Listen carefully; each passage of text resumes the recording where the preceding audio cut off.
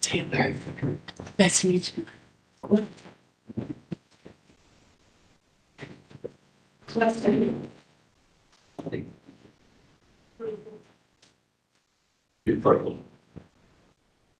Good morning, everybody, and welcome to the Downtown Commission meeting. We're calling the meeting to order now. Our next meeting, this meeting, is as needed on Tuesday, March 11th, and our next hearing. And our next hearing will be Tuesday, March 25th at 8:30 in December. And now we will swear in the stand. You observe from to tell the truth, the whole truth, and nothing but the truth. So they will do. We'll do Stephanie Hensler, Planning Division. We're also going to have Adam swear in. And then Stephanie, you will put the board roll call. Yes. We do not have Mr. Witt today. Mr. Loversage? Sure. Ms. Mania? Here. Mr. Slammy? Here. Ms. Bartley? Here. Ms. Riddler? Here. Mr. Congonis? Here. And Ms. Brown? Here. We do have a quorum. And Stephanie, can you give an overview of the hearing format? So for each case, city staff will present the staff report and the application materials.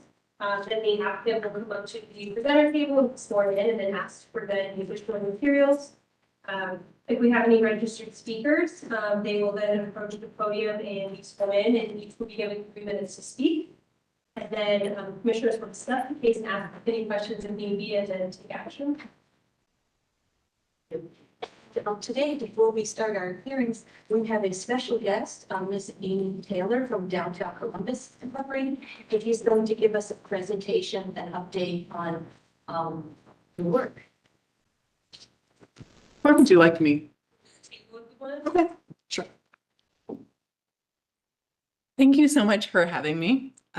We at Downtown Columbus Inc. view ourselves in partnership with our city development and of course the Downtown Commission. In 2002, we did a downtown strategic plan. We came and shared that with you, and I'm thrilled to be able to give an update right now. Just as a quick reminder, the strategic goal plans is by 2040, we're going to reach 40,000 residents, 120,000 employees, and 10 million visitors. Now, these were aspirational goals. The community wanted us to stretch. They wanted to create the downtown of the future. And we're thrilled to be able to share some of the projects that we think are going to get there. So there's no silver bullet. I'd love to be able to tell you if we did X, we were definitely going to get here. But what we know is we need to create those first floor spaces that are engaging. We need to build more residential, and we need to have varying products at varying price points. And we need to create that reason that people want to come back to live, work, and play. Now, what we were told, now everybody in this room knows this, but I'll just share it, is that if we can create the environment that people want to live in, we are going to get more visitors and we are going to get more people who want to come back to work. It is the tipping point. If you're willing to live downtown, then you're probably willing to work and you're probably willing to play. So I'd love to share a few projects and some updates. And I also want to invite you to our Downtown Innovation Lab. The other thing that came out of the Downtown Strategic Plan is that people wanted it to be iterative. They wanted to make sure that Downtown Columbus Inc. wasn't just sharing the projects that we were working on, but that we were providing a living laboratory for all the projects that were happening downtown. So it is right in the Lazarus building, which I think is perfect since it was an inaugural project as we looked for the renaissance of downtown. And it goes through the projects that are happening in real time and how they're really focused on creating the goal or meeting the goals of the community set for us. So I'd like to invite you guys whenever you'd like to come down, just let me know. Let's see, just about a year ago, it was February 28th, Mayor Ginther and Jeff Edwards announced the Capitol Line at the Columbus Metropolitan Club. And just as a quick reminder, the Capitol Line is a 2-mile urban pathway. It goes around Columbus. We got some ideas from all across the country, including Indianapolis, Atlanta, Miami, Denver. And one of the things they were doing, especially in Indianapolis, is they created a pathway and then built around it. And we were fortunate enough that we had created a lot of the reasons for the pathway, but hadn't connected it. And one of those moments that I had, if I'm doing something, I'm sorry.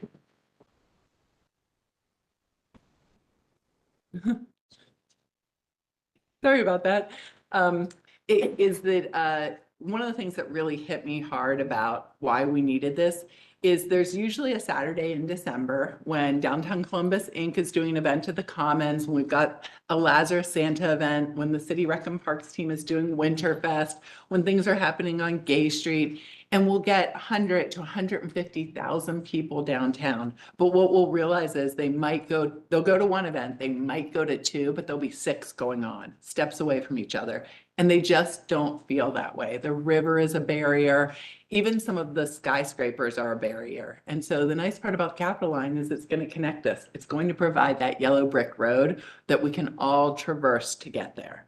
Now, the 2 miles is going to occur over time. We're going to do this in sequence.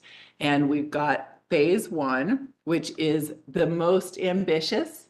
It is from 4th to Front Street along Gay Street. So it's Gay Street from 4th to Front. But the reason it's the most ambitious is in the rest of the 2-mile loop, the Capitol Line will be that 16 to 20 foot yellow brick road, different materiality, different amenities, different lights, different street furniture that tells you that this is a place you should go. But along Gay Street, we're reimagining the entire street, property line to property line, 82 feet. We are working hand in hand with our city partners at the Department of Public Service. They have brought in the Department of Public Safety, Department of Public Utilities, and we are able to really take a look at that street. And when I tell people to come downtown, Gay Street is the #1 place I tell them to go.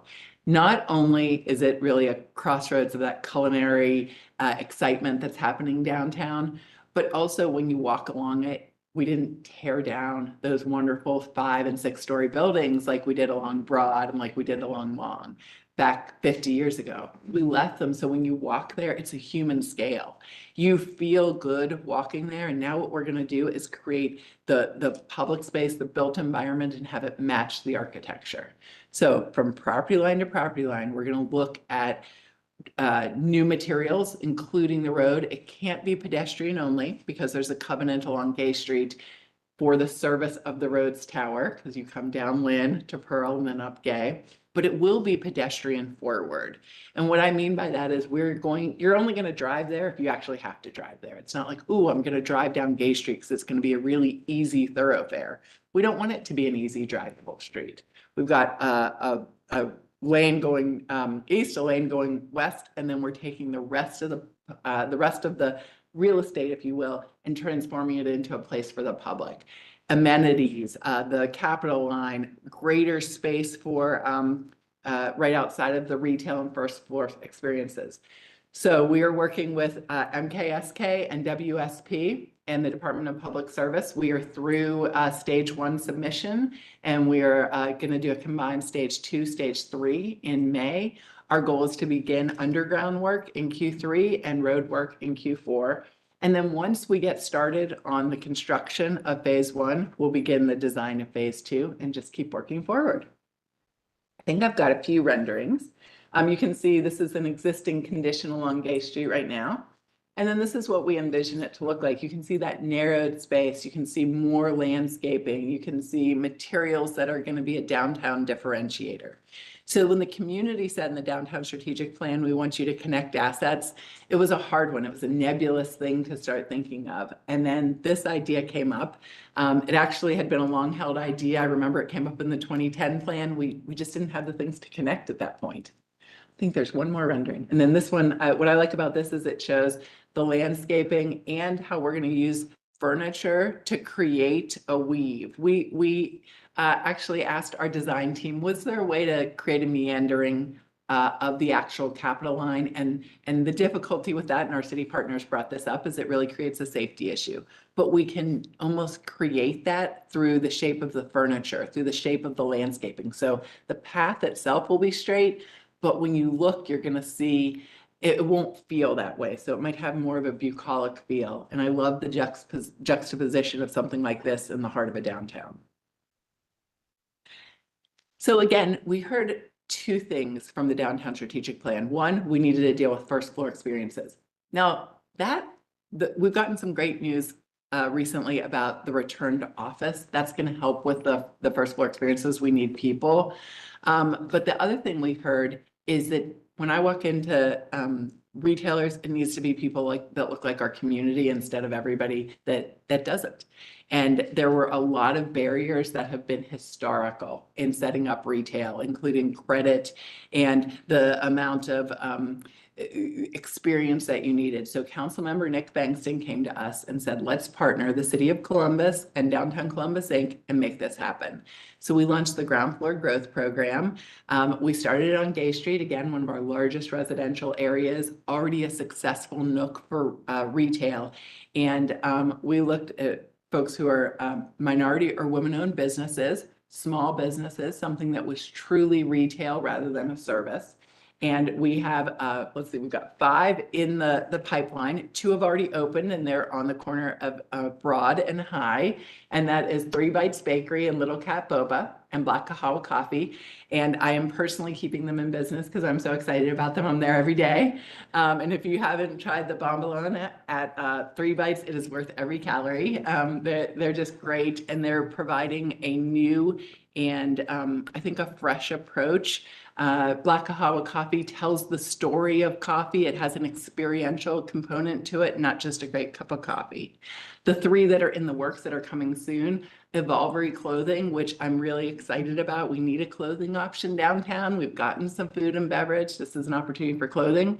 Quality Wellness and Coaching, which is a fitness place right on the corner of Long and High. And Restalgic, which is going to be again in that Nicholas section, so between Gay and Long on High. And so these are small women-owned or minority-owned businesses that through this program are really getting a chance to launch. They're going to have help during those early parts of their business. And then downtown is a 3-legged stool. We've got to look at live, work, and play because that's what the community told us to do. The return to office, if you haven't heard, Rev 1 is going to be part of our downtown landscape. They're going to not just be part of the Innovation District at Carmenton, they're going to bring their headquarters and Software Alley to the peninsula and really look at their technology startups. When we talked to the community in 2022, they said that they wanted to have a few things. One was street musicians, and the other was entrepreneurs and startups. And so this is one of those ways that we're working with our community to not reinvent the wheel, but to bring the people who are already doing cool things to the peninsula. They're in construction on the office building and 45,000 square feet and hope to open by the end of the year. We've got the Department of Public Utilities, which we are so excited to share that they're going to be coming down to I'm looking at it right now, right there, to the Plaza Building at 37 West Broad. The exciting part about that is Huntington had been in that building for years. When they decided to put the 3 buildings up to sell, DCI was the selected organization, and it is that building is really cool. They've done a lot of good work to it. But the Department of Public Utilities is going to bring 350 people to begin with, up to 500 people. It is going to be new jobs to downtown and right at that city corner. So again, when we go back to what the community wanted, they all work together. More people working downtown can lead to more retail, can lead to more visitors, can lead to more residents. And then we talked about pedestrian-friendly experiences. The Current, which you can see here that Jeff Edwards partnered with the city to put up that great that great piece of public art. We did an undercurrent series of events, and we brought people down. And one of my favorite moments, everything from a natural wine festival to a silent disco, but it's right outside of Hanks. And so former Mayor Coleman was waiting for his table at Hank's while people were doing a silent disco, which if you haven't seen is a wonderful thing to watch because they're listening to music, but you're not. And so you're watching them dance, people dancing to different beats, different songs, all there having fun, undercurrent. And then the folks from Hank's were having a great time participating in and watching it. And we did that. We got a Dora so you could walk around with that cocktail. We did street beats because again, the community said they wanted to see some musicians and street musicians. So we put them on Gay and High and the riverfront. And then we shut down a portion of Cherry Alley right there at 4th and Main and did just sort of an open streets concept. And then of course, downtown continues to succeed with the conversion of office to residential. Jeff Edwards did the Preston Center. We've got the Continental Center ready to open in a few months. And people are looking at all kinds of other buildings to do. And then, of course, Topiary Park Crossing, we opened in October of 23. We're almost 100% leased, and it's that affordability component.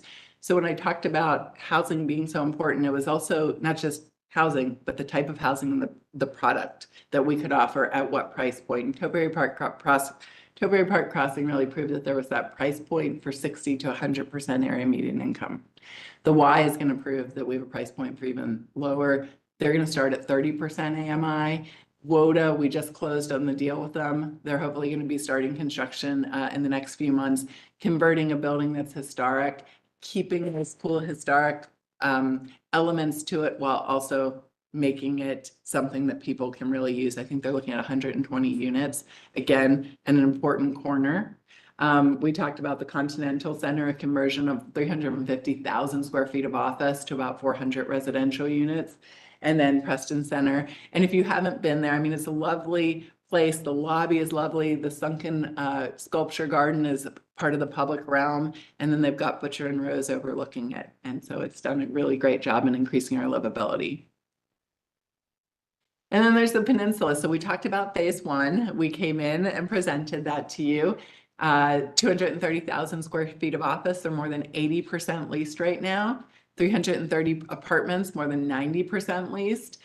200 key hotel with some of the best food and beverage in the business. And then the parking garage that the city owns. Phase 2 is another 350 units, 450 parking spaces, and a grocery store that we are coming closer and closer to being able to announce. The residential is not just going to be, there's going to be a ground floor residential, and I think they've already come to you for approval. They'll be starting in March, about 140 units. And then there will be about 250 units above the garage and the grocery store. And we'll be coming to you for final approval on that, I think in May. And then we've got the historic Broad Street buildings. I touched on this. Again, we bought the 3 buildings. The conveyance went through in December. There's 17 South High, a beautiful historic building. The Wyandotte at 21 West Broad, and then 37 West Broad. And when we bought the buildings, we knew our plan for the Plaza building at 37 West Broad. So we spent a lot of our due diligence on that. Now that we're working through, we're in the middle of design, hoping to move the Department of Public Utilities in September, and then in a rolling timeframe as some of the leases come up. We are turning our attention to the other 2 buildings to really understand them and figure out their best use. And so it's really exciting. Those buildings are part of our historic fabric. And as I mentioned, we didn't always keep that historic fabric 50, 60 years ago. And now the priority is to keep it and to make it useful, modern, while still keeping that wonderful historic stock. And here are great pictures of them. And then we talked a little bit about the event and activation, new programming. More than 1 million people came down for the holiday lights at Columbus Commons and Scioto Mile. We reopened the Scioto Mile fountain to great fanfare. It's a 4-season experience. Water is part of 1 season, and lights and music are part of the other 3 seasons. And I touched on that very quickly, just because I wanted to give you a flavor. We do these every 10 years, and I think people don't realize all the work that it goes into studying them, looking at the feasibility, and figuring out how to accomplish what the community wants from us. We are nowhere near where we want to be, But we're all inspired to continue to work and thrilled to have great partners like Mayor Ginther, the administration, city council, and the downtown commission. Thank you very much. Does anyone have any questions? It doesn't sound like you have enough to do. Good thing I love my job, right? I just wanted to mention that right across from Bicentennial Park, I really appreciate the activation, that you've done with the lights and keeping that so vibrant and dynamic for the off seasons. And I was wondering if if you have any ideas or plans for the building that was the milestone? Great question. We are working with our city partners right now because the good news is we know how to recruit restaurants for downtown. We've been working on this in a variety of ways. And so we are putting together that package. We just went through and toured it. We saw sort of what's there, what's not there. And we are going to be doing direct outreach to folks that have experience with restaurants in the downtown area. As you guys know, there's a lot of upside to having a retailer in the downtown area, but there are challenges. And in this space, we want to make sure that the team that we bring in can maximize those good points, but also mitigate the challenges. So we would hope to have some announcement in the next few months. We are going to have a very integrated food truck experience down there, especially if we can't get the Milestone building open with a restaurant this summer. So there will be food options. And even when the Milestone restaurant is open, the food options and the food trucks allow for ease. They can allow for a lower price point. And then I remember I always say my child was the first one through the fountain. And I remember how wet she was, and I never wanted to bring her in Milestone. So the food trucks are specifically located so you can watch your child in the fountain and watch somebody go up and get a meal through the food truck. So that will be happening this summer. And hopefully we'll be coming to you with something for the Milestone building. And I just want to congratulate Georgetown Inc. I had the pleasure of serving in the corporate administration in 2000. Should. The idea of the revitalization of downtown Nope. was just an idea. Trying to think about what was going to happen in the city center I know. and the Electric building, and just to see since 2000 to 2024, 2025, the second phase is just really exciting. And I just want to congratulate you and the team and the city of Columbus for this vision of what the city can be. Thank you. Well, thank you guys. It literally takes the vision of so many people, and then it takes the priority. We know that the city and the county and state, they have a lot of priorities. And we love it when they can recognize that downtown is a neighborhood, and it's something that it's hard to have a region unless you're anchored by a strong downtown. It is everybody's name. It is, I know. Where have we heard that? Too, like when we read this, it's really so important for us to understand the research you've done and what you feel works well for a city and what activates the city. It's important. People that you're getting more small businesses, minority businesses, so that when we're looking at projects, we can understand the goals and the spirit and what works aesthetically like that. You guys do a great job here. We always watch these meetings and we're looking at them because you're in a lot of ways that first line to make sure that downtown, that we learn from the past and some of the things that we did, and we get to do it better with all the best thinking of the time and the best thinking in this room. Well, thank you so much for coming in. We appreciate your time. Thank you. Great presentation. Thank you very much. Thank you.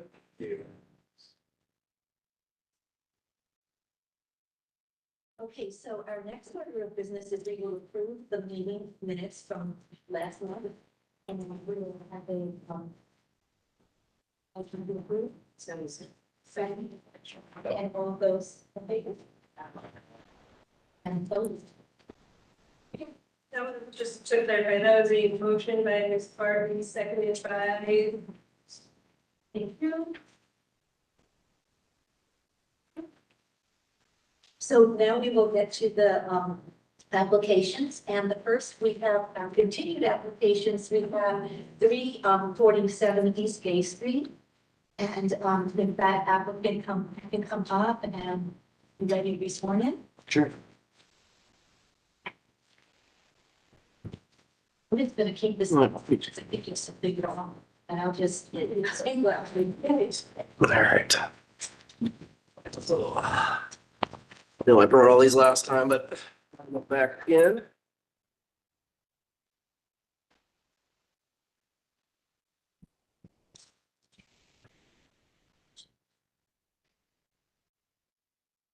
Put that one.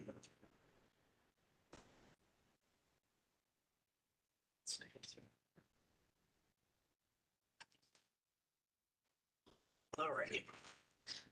Okay. So just raise your right hand. You swear and affirm the testimony you are about to give today. The truth, so say right. I do. Can you state your name and affiliation or is that? Hi, yes. Good morning. I'm Jeff Mormon, representing Finance Fund, the owner and developer of the project. Andrew Johnson with Development Architecture Collaborative, the architect on the project.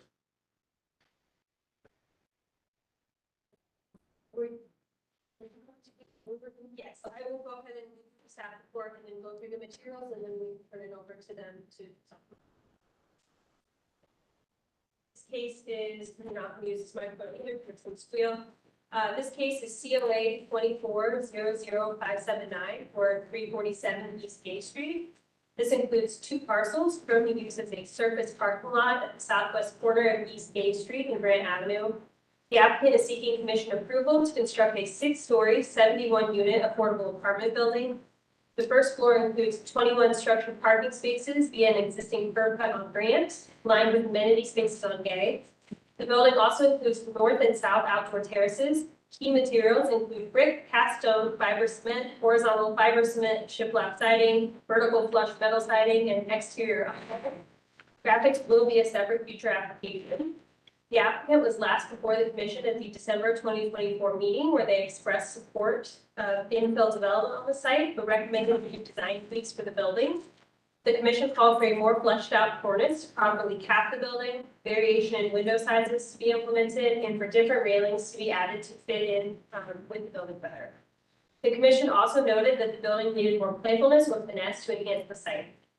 In response to commission feedback, the applicant provided updated plans that include a larger cornice to cap the building, taller 6-foot-high windows that replaced smaller windows in some locations on all elevations to provide variation in window type, more cementitious panel and trim on the north and south elevations to provide variation on those facades, revised horizontal guardrails, and revised punch window manufacture and type, switching to the Anderson 100 series, single hung black in color. Cut sheets for the guardrails and windows have been provided.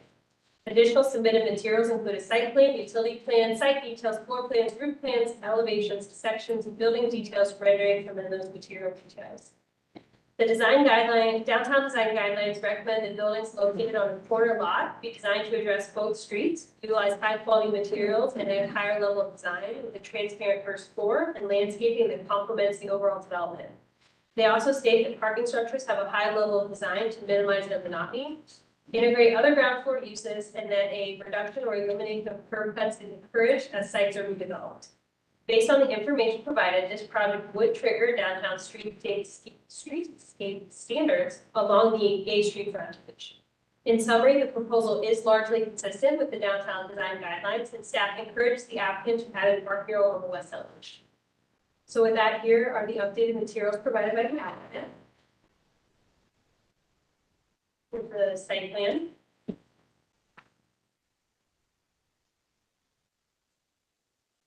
All these bills. First floor plan, what's in the garage here, what's with the amenity space. Second floor, 3rd through 6th floor. With the roof plan, showing the mechanical. And then here we have the north and south elevations. East elevation. You can see some of the detail in the corner. We have sections.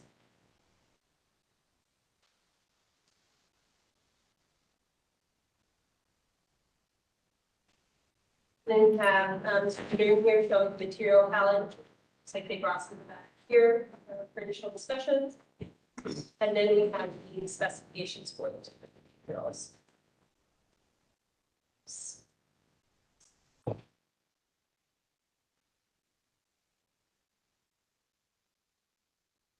Okay. So that is all I have. If there's anything they would like to add, I'll turn it over to them. Yeah, obviously we were here in December, so we presented the project as it stood at that point.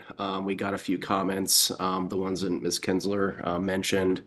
We've addressed, we feel appropriately, have a more prominent cornice.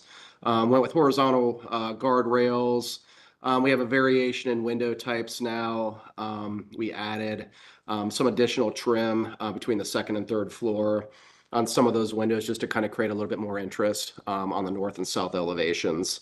But other than that, it remains, similar to what it was previously. It just addresses those concerns and those comments we had previously. So, can you maybe just list any of the changes? So you're saying that changes are. Sure, yeah, Added the what W3 window that. Yeah, so previously we just had one window type across, all elevations. So now we've added a taller 6-foot window and kind of put those in various locations to kind of make sense in some of the living spaces versus some of the sleeping areas. So we kind of created some of that variation in the elevations. A heavier cornice line to sort of terminate the top of the building and kind of create a cap to the building. And then the horizontal railings that kind of give you a little bit more residential feel than more institutional, which is what we had sort of previously.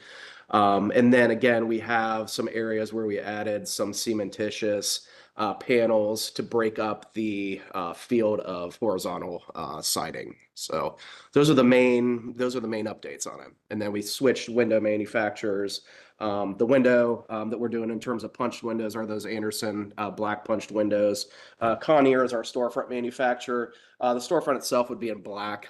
This is the sample that they had just to kind of give you an idea of what the actual material and what the actual window would look like. I have two questions about the windows. So the Anderson windows, it looks like there are different options for the Muntin Yes. design. So are you choosing the one that, there are some that, are applied on the outside that give like a shadow line? And I'm wondering which of those options you selected for the Muntins of the, well, I think the Anderson company calls it the grill dwarf. Yeah. They are applied to the outside. I believe. I don't think they're integral into the actual insulated glass, like some manufacturers have. It is a single hung window, and yeah, I mean it's those windows. I believe they called. I'm trying to remember. I think they called it Colonial was the style that they named that particular Muntin pattern. So it's remained the same as what it was previously. It's just a different manufacturer. So you're picking one of these options that has an actual button on the outside of the. Yes, it is. It's applied. Yeah, it's applied to the face of the glass versus integral into. It's not integral like some manufacturers have, where it would be between the panes of glass. Right at the cut sheet, and you can, because it's been on the cut sheet, they show, if we can go to the Anderson windows, that's at the end. And then they show the 4 options that you can choose. So we just wanted to know which one. I think, I thought I put a red line around. There's a line around the pattern. You can pick one of the ways to get to the pattern. right, because I think no matter if you choose the pattern, I think go down a little more, Stephanie, let's just see. There's the color. And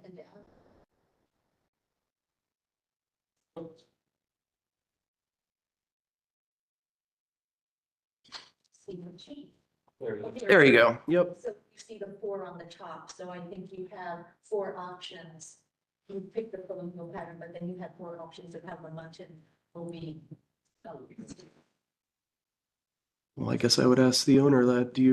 Would you have a preference on which direction you would like to go by chance? I actually don't. No, Okay. I'm sorry. All right. I'm not. Yeah, I would say we just would proceed probably with something that's applied to the actual front of the window. I think that the look at the end of the day is the same. It's just where the actual muttons are. I think we probably want a commitment that she'll do 2, 3, or 4, not one. Okay.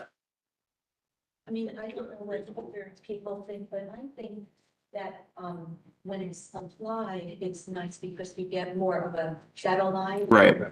It's more authentic. Right. Especially this design, which is more like a, turn of the, not this century, but the last. Right. Right. I agree. Yeah.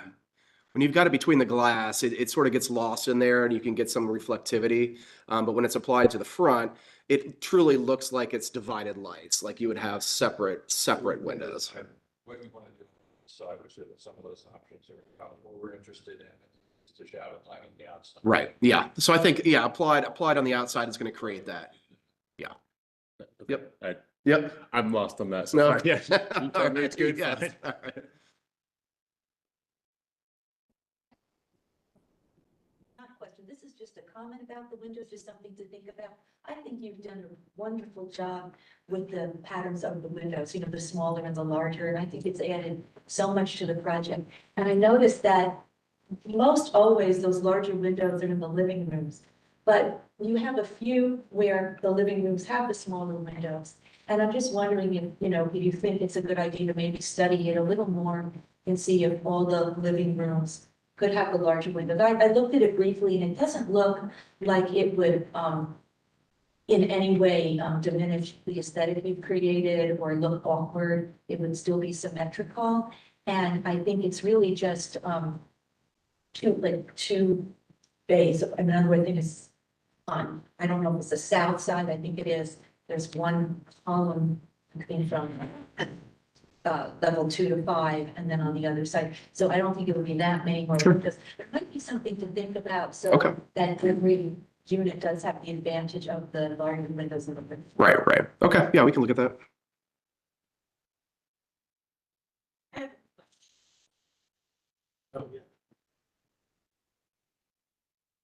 Hi, so Right. last time we were together, there was a light conversation about how to make just the site a little bit more playful, just a little bit more unique, and I wanted to hear feedback. What consideration did you give to that event? I think we, when I talked to the owner about your recommendation in terms of putting potentially a mural or art or something like that, I think that could potentially add some of that playfulness to it. I think what the owner's preference would be, instead of actually painting it onto the building, do some sort of panelized system. So if it ever needed to come down for maintenance or whatever, it could be taken down versus having to do that. Plus, as well as, future maintenance of that particular piece of art. So I think that could add to that.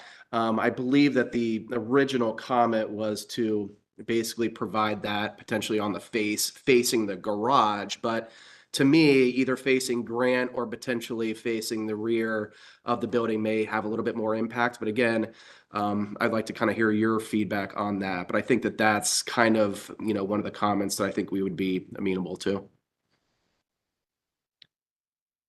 So is that something that you guys are gonna look at with your second submission, your second approval? Are you looking for feedback? Well, we are hoping to get approval today. We can talk about, what we do in terms of kind of figuring out who we would commission to do some sort of artwork on the building, if that's what you guys would like us to do. But yeah, ultimately, we're hoping, since we got sort of tabled in December, we're hoping to get approval today. And if it's with with conditions or whatever, we're good with that. And we can come back and give you the information administratively and say, this is kind of who we've been able to procure to do some art potentially on the building. I need to stop for a second there.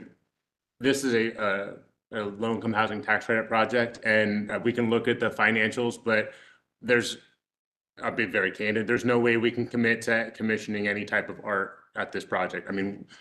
To say that this project is financially tight would be a dramatic understatement. To put it in context, a 71 unit building with structured parking of any sort on a less than half-acre site, the residential standards that start with rents under $500 for both an efficiency and just over $500 for a one bedroom makes it an incredibly challenging proposition.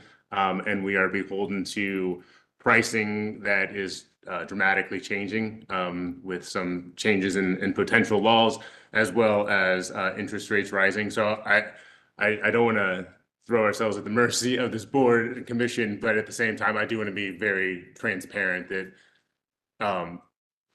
I haven't been a part of a tax credit deal that has gotten to be this challenging to complete, not from your perspective, but from the financial side, just try to still meet affordability. So everything that we are trying to provide to meet the aesthetics of downtown and the other projects around us, we appreciate and understand all the comments and concerns and questions about that.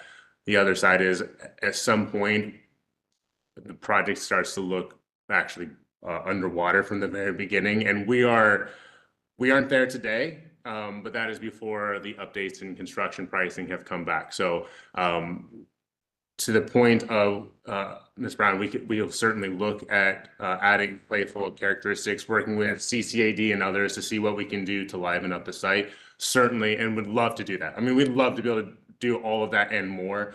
To be able to commit to that today, or even to come back and say for sure we'll be able to make even a panelized art project happen. I don't know that, quite frankly, we can commit to that. If that's a requirement, I understand, but just be very transparent. It seems like something you might be able to find a grant funding.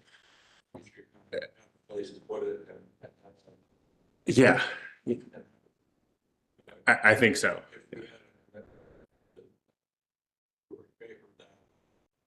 That I would be, this is a great project.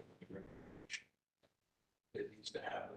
I had an idea, and it looks like you have a blade sign, and I think you've always said that the signage package would be coming back later. Yes. So maybe when you come back with your signage and graphics package, you Okay. could discuss some ideas. Maybe we could have some ideas and we could just think about it. But I think we all understand it. We're all Thank very excited about the project and know the challenges. Yeah.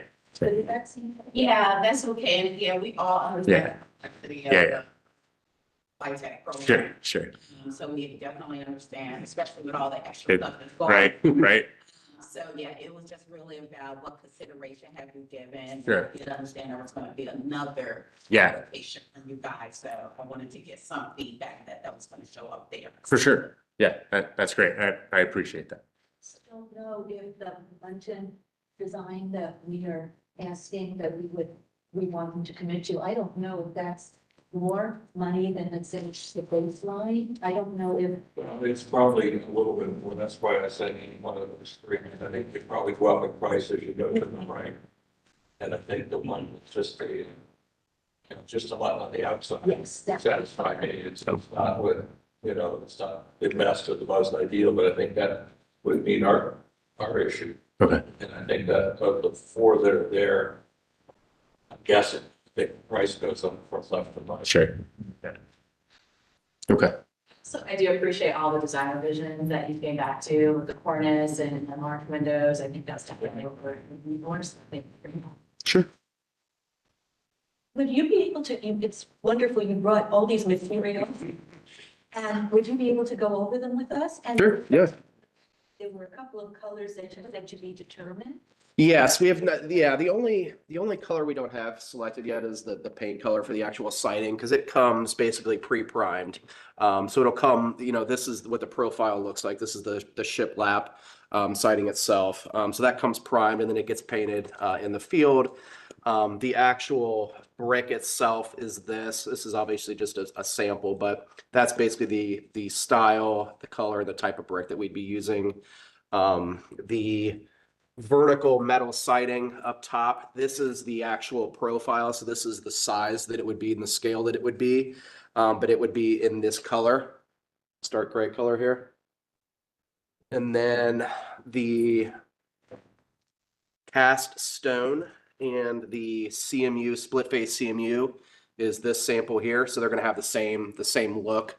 Obviously the veneer in the front, and then the actual split face CMU is what the garage, the first floor of the garage is at the back side. This is your storefront system, and like I mentioned, Conair is kind of who we have at the moment, and it is a 451 insulated system. It will come in black anodized. This is kind of showing it as just a standard anodized finish. So that'll be a different color, but in terms of the style and what it will actually look like is this. And then the actual Anderson punched windows. This is showing a sliding window. Actually, here. Helps. It's wearing it the right way.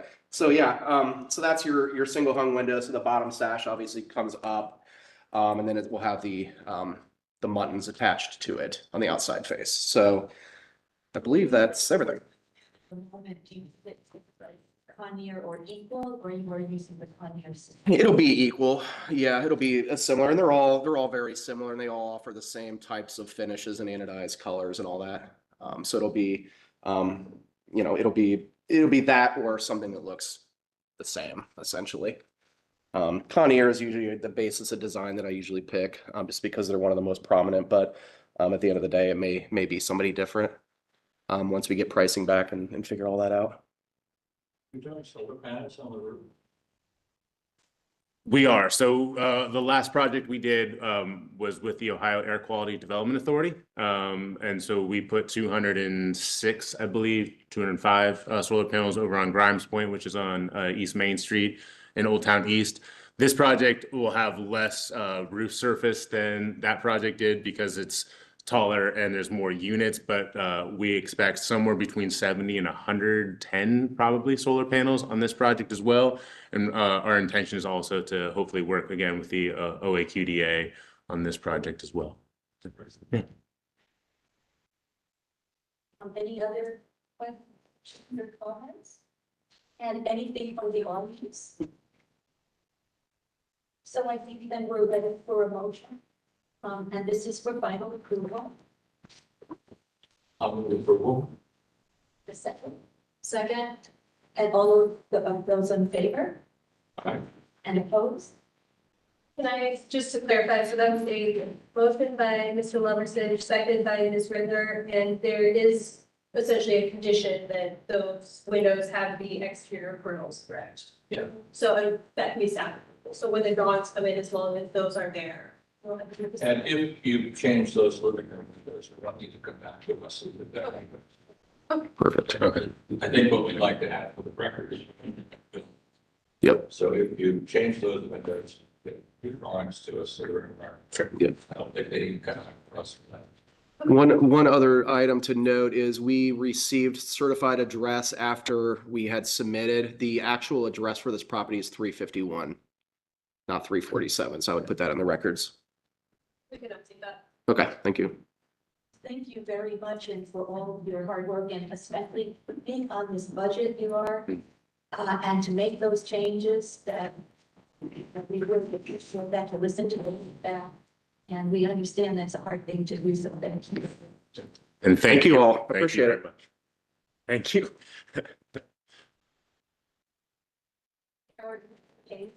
2:30, Cleveland, so Columbus State Community College. So those. Piece under there, you got it.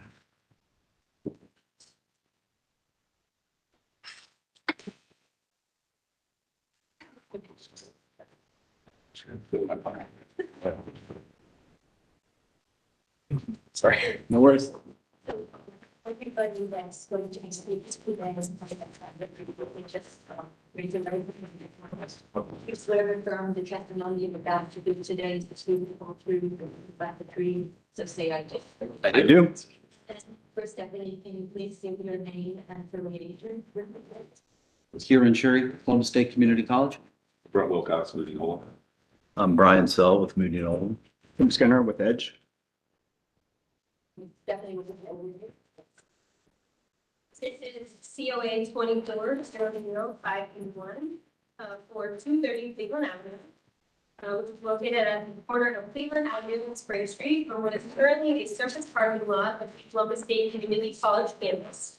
The applicant is seeking commission approval to construct a new 80,000 square foot health sciences building situated on a portion of the current parking lot. The site will include landscaping and outdoor seating areas, and exterior materials will include metal panels, face brick, and pergola. The applicant was last before the commission at the December 2024 meeting, where they expressed the need for further information about how the new building relates to the existing Columbus State campus.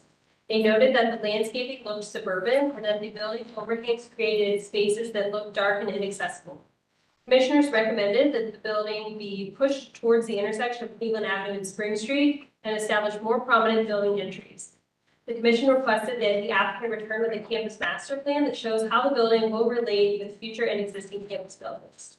In response to that feedback, the applicant provided additional diagrams and site plans that provide context for how the new structure will fit in relation to the existing Columbus State campus, an updated planting plan and landscaping site plan to reflect a more urban street frontage, and revised east and west entries which further emphasize the building's main entry points. Submitted materials include a campus site plan, existing conditions plan and photos, parking lot pole lighting details, landscaping plan, floor plan, roof plan, elevations, renderings, sections, building details, and material cut sheets. The downtown design guidelines state that downtown's built environment continue to be enhanced and energized with new buildings and additions to existing structures that promote good design, long-lasting building construction and materials, and attention to detail, especially at the street level. The guidelines recommend that new construction be influenced by the pattern of nearby contributing buildings. They also recommend high-quality materials, ground floor transparency, lighting that minimizes uplighting, and the inclusion of landscaping and plaza space. In summary, the proposal is consistent with downtown design guidelines. We can go through these updated materials from the Here is the campus site plan. For context, this is the building that we are talking about today. Additional campus site plan information showing that connectivity back to some of these existing buildings. We have some existing condition site photos. Existing condition site plan, as mentioned, this is currently a surface parking lot. Here's the proposed site plan of the new building. So you see that plaza, some of the landscaping plan that we have in more detail momentarily. Here's the landscaping plan. Here is some inspirational imagery of what each space would look like. The planting plan. Additional information on those campus connections and specifically the materiality selected, and you can see how that relates to the other building on campus. Again, more of that detail here. We have the architectural site plan, first floor plan, second floor plan, floor, roof plan, and we have some renderings.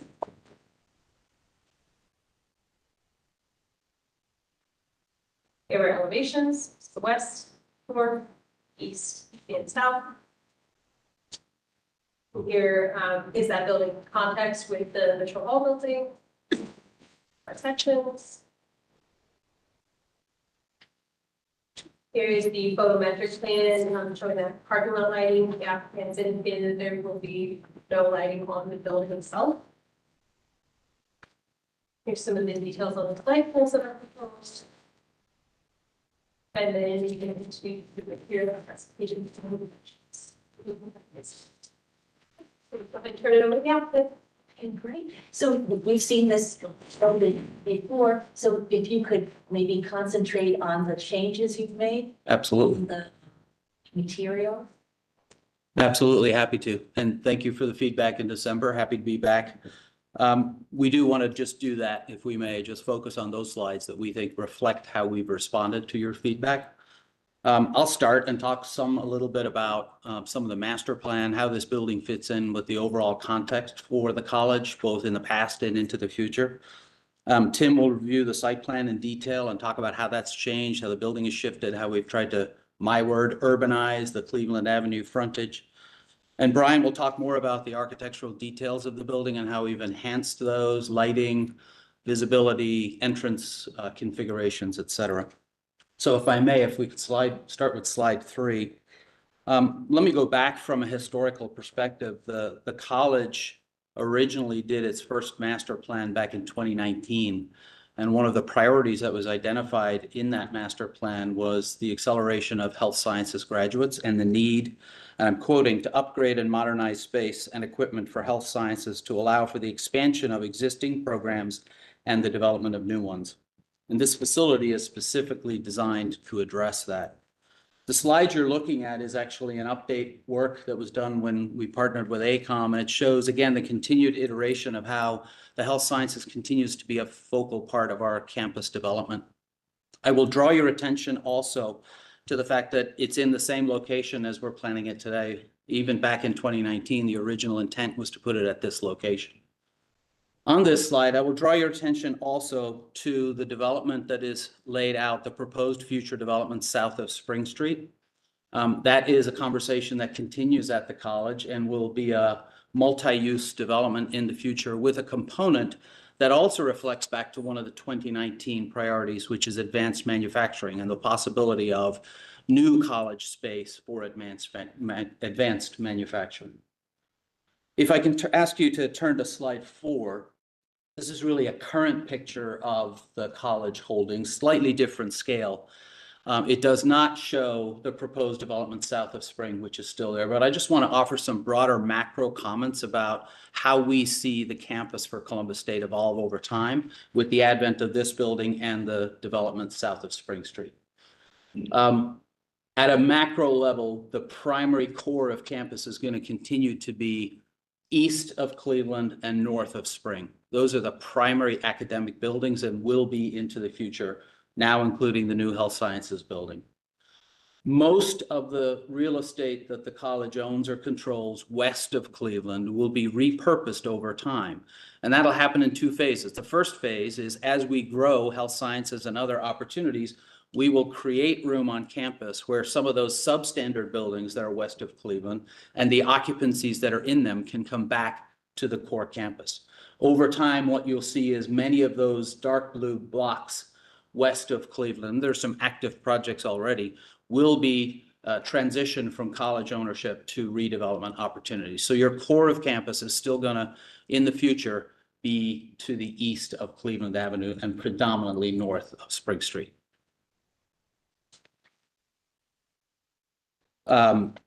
So with that, I'm going to turn it over to Tim so he can give you a little bit more context on the details of the updated site plan. Thank you. Thank you, Karen. So yeah, if we can actually pause on this plan here, I think it's the best representation to explain some of the bigger site moves that were made in response to the comments. I think better advancement of the streetscape along Cleveland, as well as the corner, the intersection of Cleveland and Spring. One of the challenges that we have with this site, particularly I think as you compare it to Mitchell has about a 18 to 24 inch grade elevation change between street finished floor. Here we're closer to 4 feet.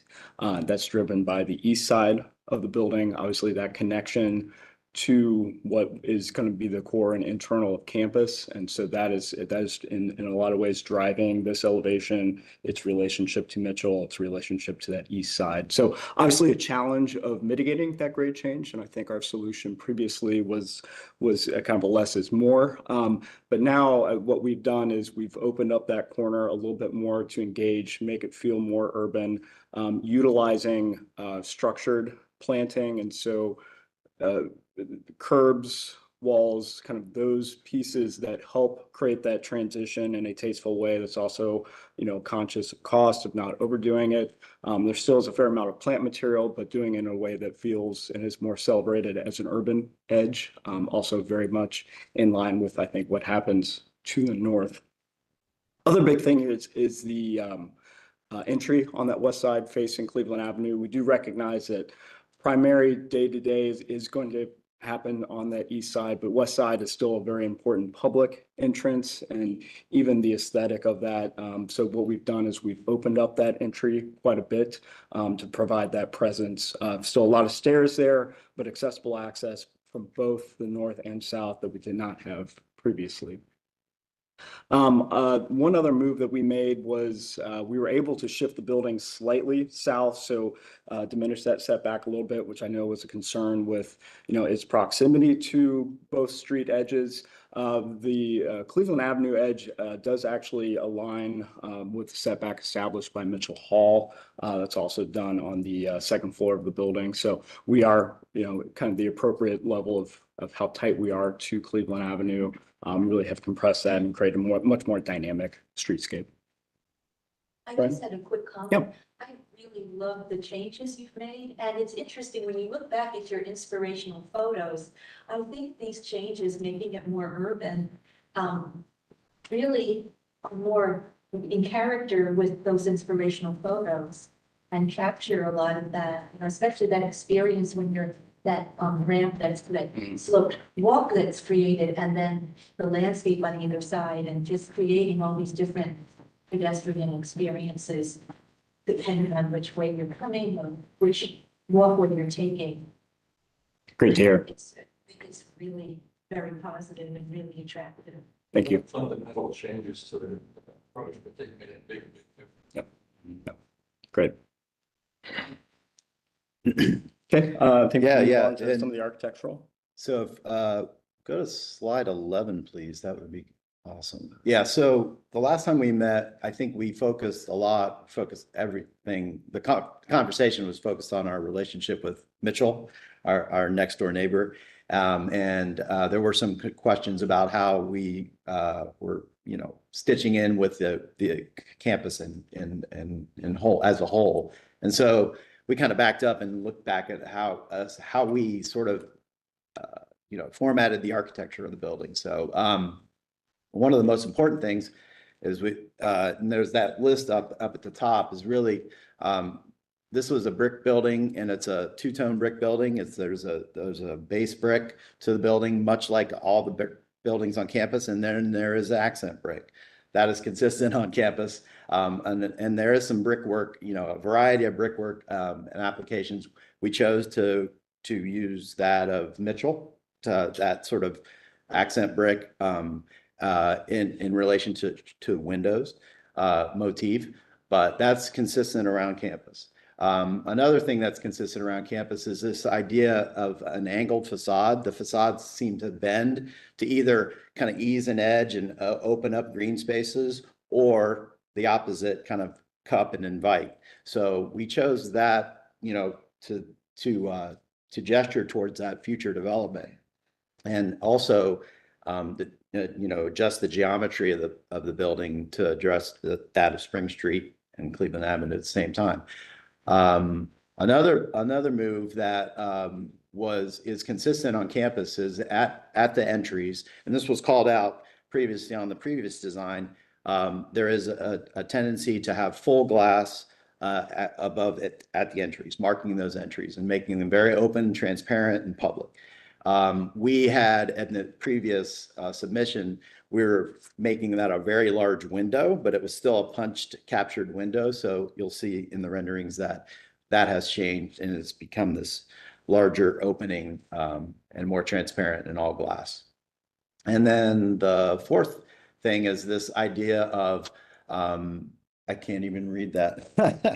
Breezeway. Oh, yeah, the breezeways and porches, which was really the generation of this concept. Was really engaging the street and engaging the plaza spaces with those covered porches, as seen around campus.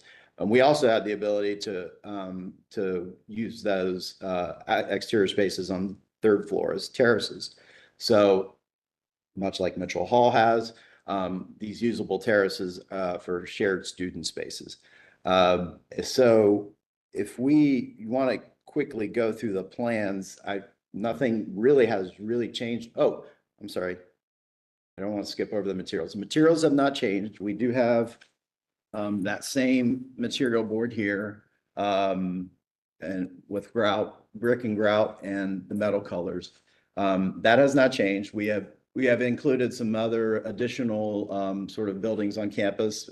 We really looked at all the brick around campus. And so we feel this still fits in. There is a desire to have this whiter, brighter building here in a relationship. We do have this sort of informal relationship with Ohio Health. They are historically known for done a lot of work with Ohio Health. historically known for white brick is a traditional sort of element. So it's a somewhat subtle nod to Ohio Health. This is the School of Nursing, and this is going to be a very high profile building and very accessible to the community. Hence the building of this plaza space, this multi-purpose plaza space. There has been a lot of conversations about how can we get the community to engage the interior of this building. And so you see these porches, you see the open inviting entries on both sides of the building. So materials haven't changed. If there are not any questions, we can kind of go through the floor plans very quickly because they have not changed either. I just would note that on the colored floor plans, you'll see on the first floor, those porches up to the up to the north towards Mitchell. Is where the building pulls in, and that gives us that misguided feeling that the building is stepping back, but that overhead element, like Tim said, the building aligns with Mitchell Hall. And then the other porch on the bottom, the sort of southeast side, is the one that engages that plaza space.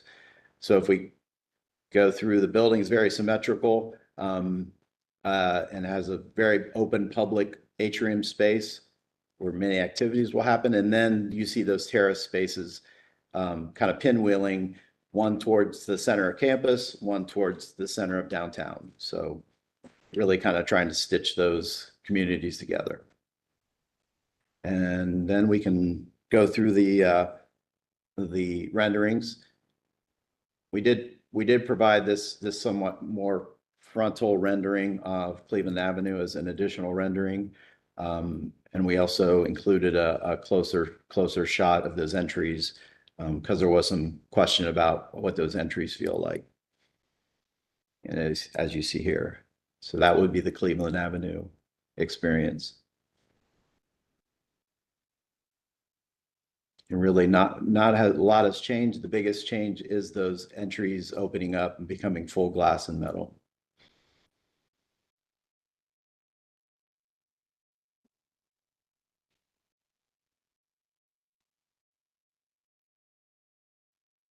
Those are really the Particularly for the overview, Mhm. for the master plan, it really does understand activity that is now and in the future.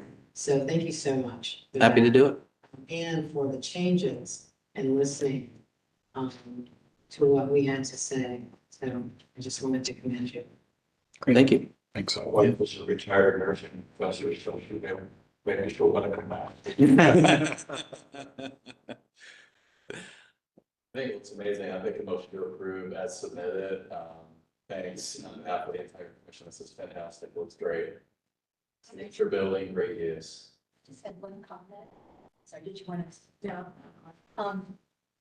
I love everything. I think it's fantastic. I think there might be an opportunity, with the plaza that you created, because that can really, that's like you had mentioned before, that's really an entry point to that campus. And maybe with paving, I don't know if that's in your scope of work, that plaza area, but maybe something interesting with paving, incorporating some of the colors or some pattern, or maybe on a sculpture or a kiosk or something to make that, especially since you created that retaining wall and a seating area. So maybe something to really enliven that, because now you've created this opportunity there. And I think, there's a lot you could explore with that. And I think it would pay off in the long run, making that sort of gateway Yep. campus. Thanks for bringing that up. I think that was the previous iteration that you saw was a unresolved attempt to recognize that there might be signage or gateway or something that addresses there that I think now we have the framework. We have the base to do whatever we can. And yeah, absolutely explore materials and opportunities there to for sure liven that up. So you created on the east side, you created beautiful lawns, right to the east of your building, and then you have the parking. So I wasn't really sure with the landscape plan, if you have any screening that buffers the cars from the green space, or if that's something that you might want to look at We do, so actually the view you're just on, I think, starts to represent it. So it was that one, yeah, that last one right there. So we deliberately actually keeping a lot of that flush, and separating the main parking from a drop-off area with the idea that that can be continuation of that open space network. So it provides service, emergency access, but can also be a place where you can plop a food truck and have those kind of activities. Get a little bit more screening as we get a little bit further south, and certainly an island that separates main parking from this, but yeah. That's very similar to what you had in Mission Hall. It's where just Steve Bush. Yes, Correct. yeah, same Correct. idea. And it's consistent on the backside too, Right. so. So if we don't have any other comments, do we have a motion here to approve? And Before the motion, do we have any public comment? oh, yes, anything from, I forgot, got so excited about it.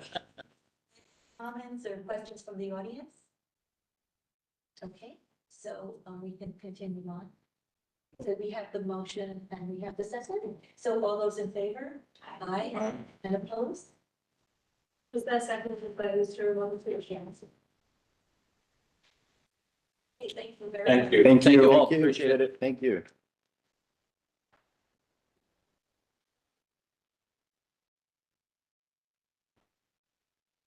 Our next application is, this is a new application, so the two previous will continue. This is a new application for Newport, and it's 398 South Grand.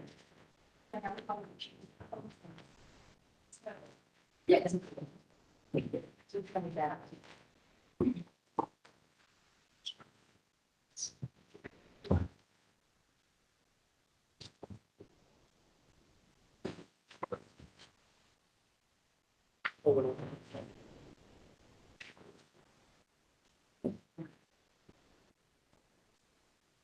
And we'll just swear it in, so if anybody that's speaking about the project, please raise your right hand. Do you swear to affirm the testimony you are about to give today is the whole truth and nothing but the truth? So say, I do. I do. Your names and your positions for Stephanie. So I'm Matt Marshall. I'm the pre-construction project manager for National Church Residences on this project. Amy Rosenthal, Vice President of Housing for National Church Residences. Avi Luper, Project Coordinator with Berardi Partners. I'm Javier Pagan, Project Manager with the RD Partners. Okay, thank you. And Stephanie, you'll give an overview. Yes. This is COA 24-00634 for 398 South Grand Avenue. This property is located on the northeast corner of the intersection of South Grand Avenue and East Oakland Street. The applicant is seeking commission approval to do the following: repair and or replace fencing and gates as specified on the drawings. The fencing and gates to be painted black. New ramp and repair of the canopy soffit at the northwest entrance. Remove a tree and install a new 10 by 10 concrete pad for bulk pickup. There will be a new dumpster enclosure. The existing signage letters will be painted black. Replacement of exterior lights. Replacing existing shutters with new black shutters. Replacing existing faux doors with new faux doors. Replace the storefront windows with white storefront windows. Clean and paint the exhaust grills. Replacing the PTAC grills and clean the stains on the brick from those PTAC units. Replacing the existing windows with new white windows. Painting the stucco, and then new landscaping for the submitted drawings. The submitted materials include site plan, floor plan, elevations, landscaping plan, and material specifications. The downtown design guidelines recommend the use of high-quality materials as well as the incorporation of landscaping that complements the overall design, which includes screening and interior landscaping for parking lots. The design guidelines also include recommendations for dumpster location and screening. In summary, the proposal is generally consistent with those downtown design guidelines. Go through these materials submitted by the applicant. They provided a little narrative on the thing to renovate. And then this is the building as it stands today.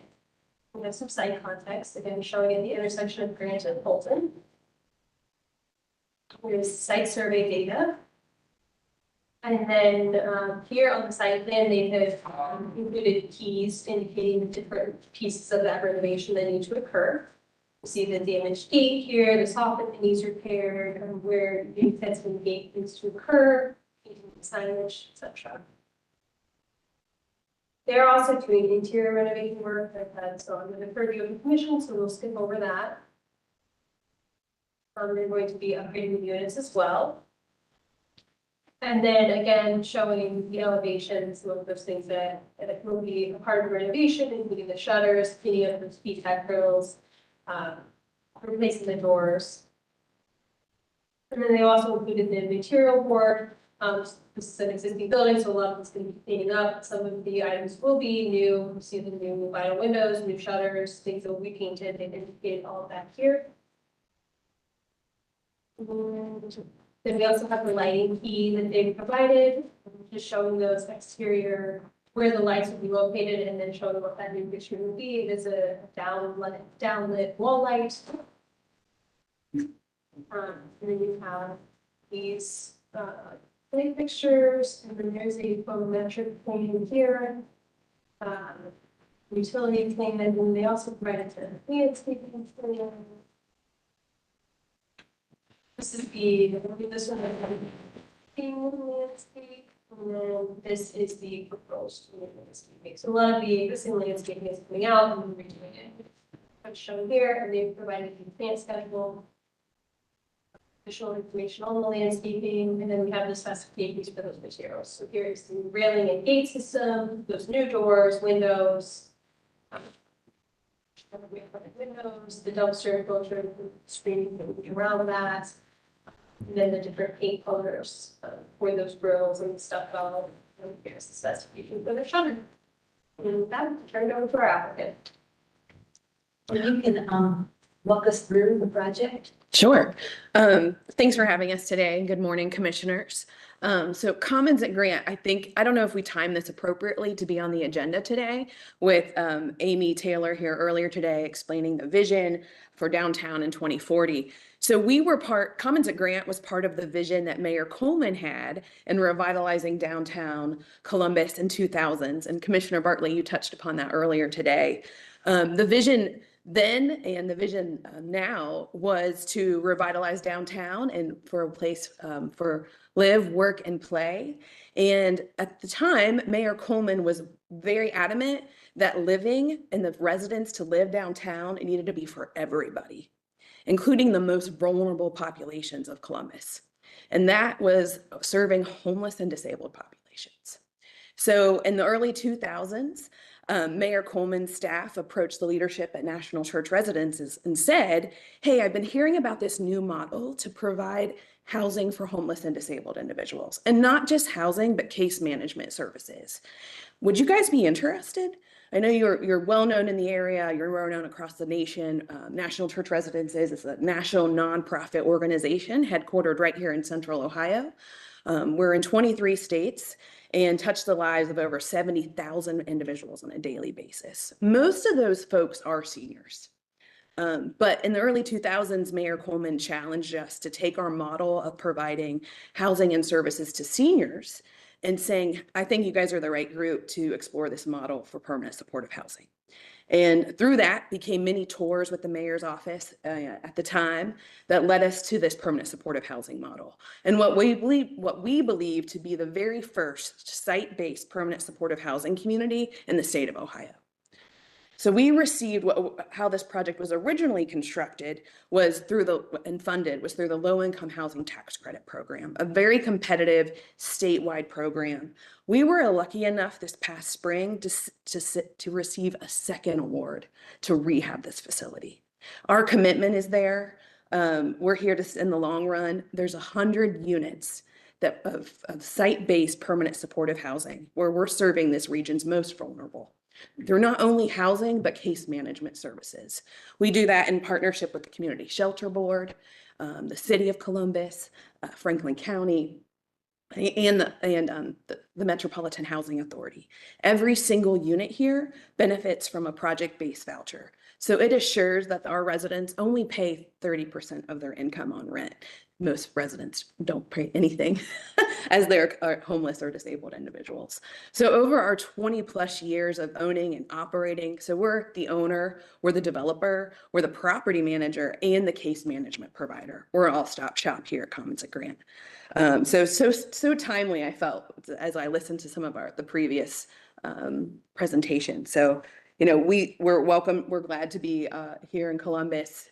Our headquarters are here, and we're glad to be able to raise the funds to revitalize and do a $9 million rehab at Commons at Grant. So we actually bookend both ends of downtown with permanent supportive housing. Commons at Grant on the south and Commons at Buckingham on the north, which was just off the map from the previous presenter. So we own and operate 500 units of permanent supportive housing in the city of Columbus. And through that initiative have been able to develop communities in Toledo and Cincinnati as well.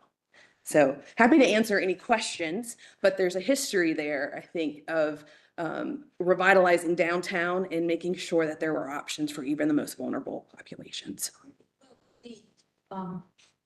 The middle is straightforward, but can someone from your team just walk us through the changes? It looks like you're replacing the vinyl, the windows, and then you have some repairs and new shutters. So if you could just walk us through and show us each of the changes, that would be great. And then it looks like you have a sample of the. Yeah, on the railing and some of the closure for the trash tracks. So then the big intent is to, this building is 20+ years old. So we want to, refresh it and the, the look and feel pretty much stays like it is.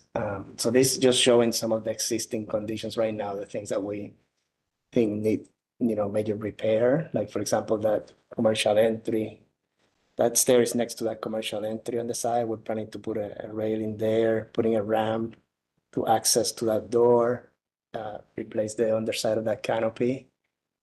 There's some brick. When you see the green fence, that's what we're proposing to be black. So it'll be aluminum fence. That green fence off and putting this on. Only where it needs to be repaired. There's some spots around. And then the green fence where you're keeping it existing will be painted. Yes, be black. And then there's some brick around that will be repaired as needed. Like for example, that upper right photo, it's one that is obviously going to be replaced, a piece of that. But we're matching that finish. That's the trash enclosure area. Basically outside, that was one of the major projects actually fixing the whole two enclosures. So right now it's wood and it's all for an apartment and a CMU. And then the gates will be a composite material. This is the lighting. Yeah, the lighting plan. Most of the lighting, and there's really not much lighting outside of the building, the main facade. It's more emergency lighting and on the entry points. Yeah, so if we go down. You have new black shutters. New black shutter. Yeah, so in the facade. They vinyl shutters? Yeah, they're vinyl shutters, and we will replace the green ones with black, one per one. And those happen on the two facades on the main streets of the building. And for those shutters, I'm assuming that's low maintenance, right? That the color is already comes integrated in. Correct. We have samples here. And the intent would be to clean the brick where it needs to be cleaned, and then replace the windows. The same question that we had for the earlier project on windows. Yep. We shot for one pattern. Buttons be supply buttons. They're right now specified in between for the window we have now, based on design. So it'd be a 4x1, kind of the same look, but it's in between the glass. But they're kind of on the outside for the shadow. Correct. Could they be? Could they be? We can look, I know the options obviously exist out there. It's really a question of cost to the project and, trying to maximize, a lot of what we are trying to do is code updates for accessibility and, obviously repair work that needs to be done to maintain the property. So I know they're available. It becomes a question of does the project have the capability of adding additional cost if that's what it would be? And I don't have an answer for that for you. I'm sorry. But we hear you prefer. Yeah, we can look Yeah. into it as an option. Absolutely, we will do that.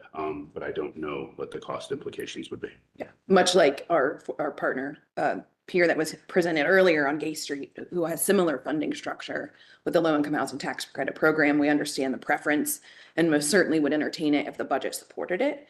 But I think we have to be cognizant of the resources that we have available through the LAGTAC program.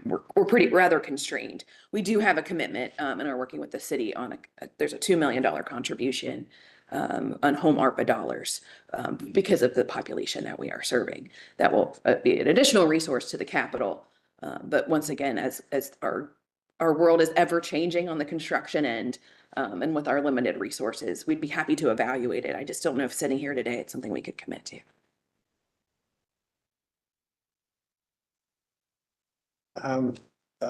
We're also replacing all the PTAG units on the exterior, including the louvers. I know that's a big aesthetic thing right now that it's not pleasant, and that would be a big change there. So all the HVAC louvers would be replaced.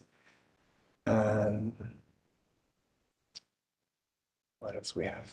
It says that the storefront is on new white window, but it looks like in the rendering it's dark there. Is the intention, is that just supposed to be shown in shadow and that's why it looks dark? Or- That's an existing photo, so I'm not sure. Yeah.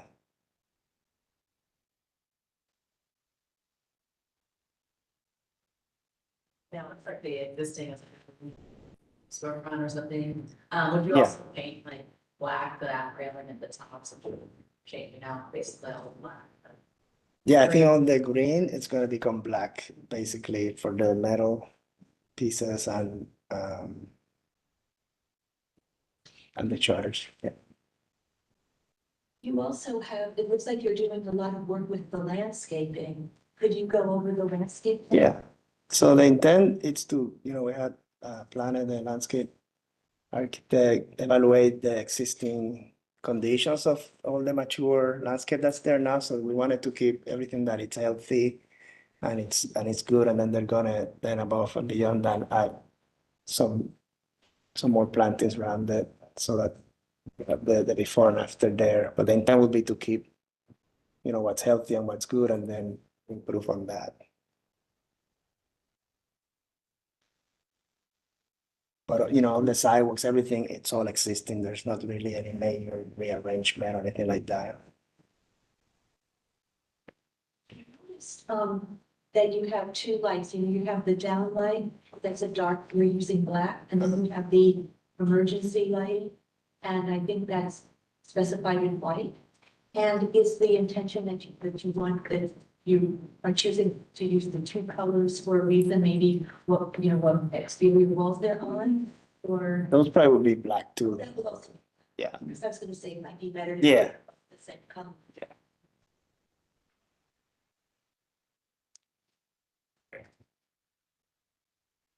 And the grills you're painting to match the wall colors. So those are the small grills that are kind of because there is three brick colors. So we're gonna, if they're in good shape, we will paint those.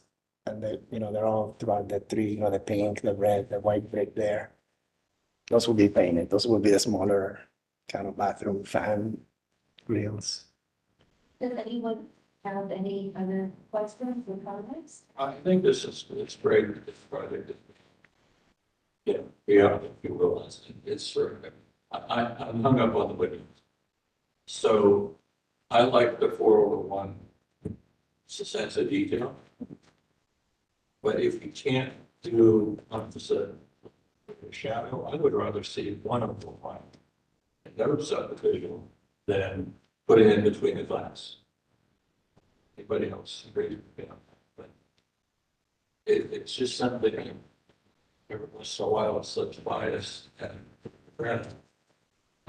it just seems more authentic to me to have the shadow line and a sense of detail in craft or do one over one windows, which are very typical anyway in buildings of this scale.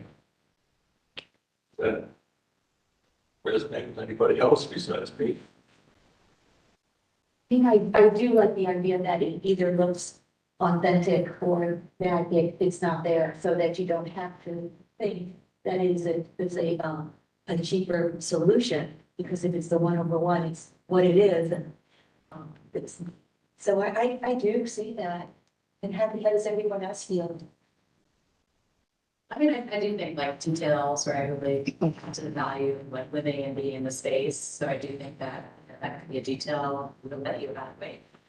Overall, I think this is a great refresh. It's gonna be like built so much lighter and brighter. So it'll be really great for the residents. I think, yeah, thinking about that next level of detail, something to consider.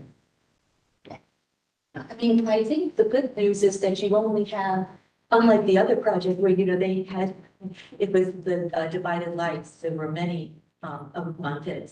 Right. You don't have as many, so you might see that it's affordable and it's on the outside. You know, think you were talking about the other project. Yeah. But I do think like long-term, either having that shadow line or exploring what does that elevation look like if it's eliminated is wise. I think it would be a wise thing to do. So do you think that it should be, I mean, what do you think? Do you think it should be like a non-binding recommendation, or do you think? I've made a motion to approve the project with the condition that they attempt to keep the 401 configuration with flag lines, except for often being 1/1 with no lines. Okay. I love that. Yeah, we that would appreciate be, that. And then also that emergency light is specified in black. Yes, that's good. Now, is there anything from the audience, any comments, any concerns from the audience? So we have a motion, and do we have any more discussion? Do we have a second? Second. And all those in favor? Aye. Opposed? The motion is. Thank you. Come visit whenever you like. Happy to host you and feel the mission. But you'll most certainly be invited to the grand reopening. So thank you. thank you. Our next, application is One Riverside Plaza.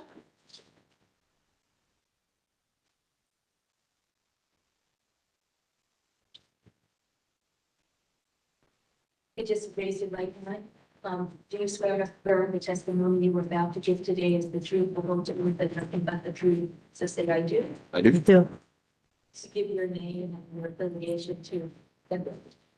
Josh Brooks with MS Consultants. We're the design professional. Gihanna Kerry, Division of Sewage and Drainage, City of Columbus, Project Manager.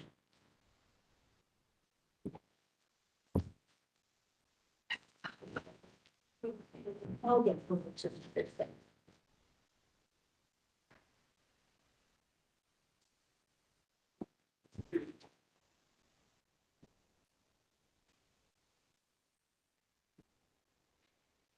This is application COA 25-00086 for One Riverside Plaza.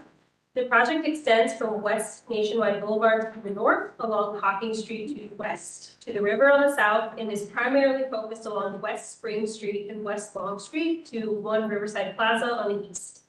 The applicant is requesting commission approval to demolish existing stormwater infrastructure in this area and to replace with 2 new pump stations to increase conveyance capacity. This will also include new landscaping and improvements to the existing stormwater collection system upstream of the proposed pump stations. Submitted materials include existing condition photos, site plans, demolition plans, landscaping plans, elevations, sections, and material specifications. The downtown design guidelines state that a variety of regional facilities are supported to meet the needs of downtown, and the site location is important when determining appropriateness of height and design. The guidelines also recommend the use of high-quality materials and the inclusion of landscaping to complement the overall development. Regarding the proposed demolitions, the downtown design guidelines state that a replacement use should be reviewed and approved prior to issuing a certificate of approval for demolition.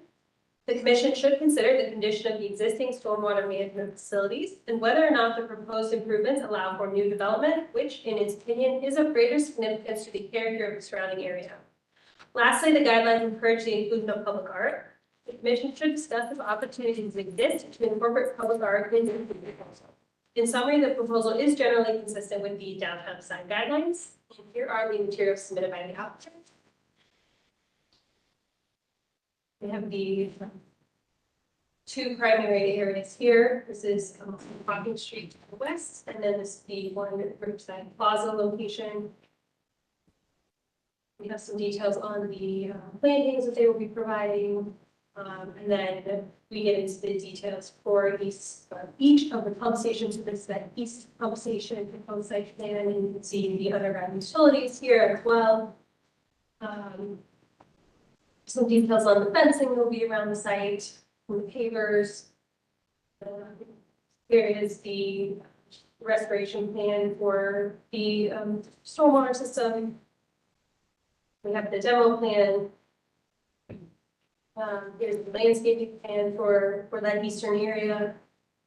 The proposed site plan for the west pump station, the restoration along Spring Street, Hawking Street restoration plan, College Street, demo plan for the west side, landscaping plan for that west area. Then we have the elevations for the new proposed pump stations,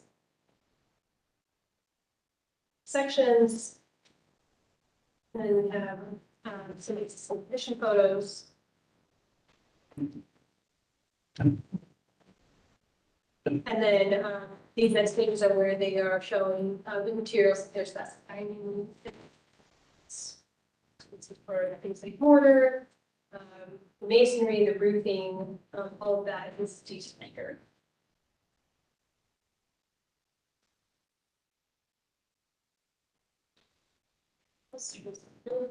Yeah, So today we are approving, we're looking at the two new pump stations. Mhm. And we're looking at anything that you're demoing. And then we're looking at the landscaping, the landscaping that you're proposing. Correct. Yeah. Did I miss anything? And then if there was something else, improvements, some other improvements to existing stormwater management system. Yes, I'm not really quite sure what that means. It's increased sewer capacity to bring the area into, to convey the water to the stations in a manner that's consistent with the city's stormwater drainage manual. So the real driver behind this project are the three existing pump stations along the south side of Long Street are undersized. They're at the end of their useful life. And they're These drawings were so hard to read, I can't figure out where they are. What's near it? Did anybody take the site? North Bank Park. It's right along, in between the two stations is North Bank Park. The one at the east is just next to the It's next to the AEP building right here. yeah, building. Yep, no problem. So there's three existing pump stations along the south side of Long Street that are undersized. And they're at the end of their useful life. One of them actually 10-ish years ago got struck by lightning and doesn't even work. So the city came up with this project to evaluate them, see what can be done. One of the downsides of where the pump stations currently are is that Long Street will flood during a high river event. So you can't get to the stations to, if something goes wrong and a pump fails, you can't get to the stations to maintain it, and it would just exacerbate flooding. The main areas of flooding are in the viaducts under the railroad bridges. So that's the main area of flooding that we're concerned with. pump stations in another, are they right there too, but you're grading it or? Yes, instead of being along the south side of Long Street, they're between Long and Spring. So we can access them from Spring Street because Spring Street won't flood. I see. So during a flooding event, we can get to the stations if something happens. If pump fails, we can bring in a portable pump and You've shown us, and we have in the packet too, those pump stations that are going to be demolished. yes. So have everybody has seen those pump stations? Okay. Okay. And then, do you think the next thing we should look at are the new pump stations? Sure. Yeah. Yeah, there's the only thing above ground is going to be the electrical room. It's a 16 by 12 building. We tried to match the architecture in North Bank Park as best we could, just so it's a little more seamless. But the actual stations themselves, the entire footprint is mostly below ground, so you won't even see it. They're elevated above Long and Spring because we have to place them the finished floor 3 feet above the 100-year flood elevation, just so they're protected from any flooding. So is all the equipment stuff in the building? It's either below ground or in the building. In the building would be all the electrical equipment and the controls. All the pumps and everything are down in the trash rack and things like that are down below ground. So is there like a big grill over that stuff? Yes. There's grading on top and access hatches. It's not open to air. I mean, most of it is solid concrete with access hatches. What it all looks like, Sure. But the little buildings are good, it's fine, but. Yeah. Sometimes these things have so much engineering stuff. No, they won't be. No, No, they won't be anything around it, just the building and underneath the building, like the basement of the building. Right. Nothing room. Along the perimeter of the site.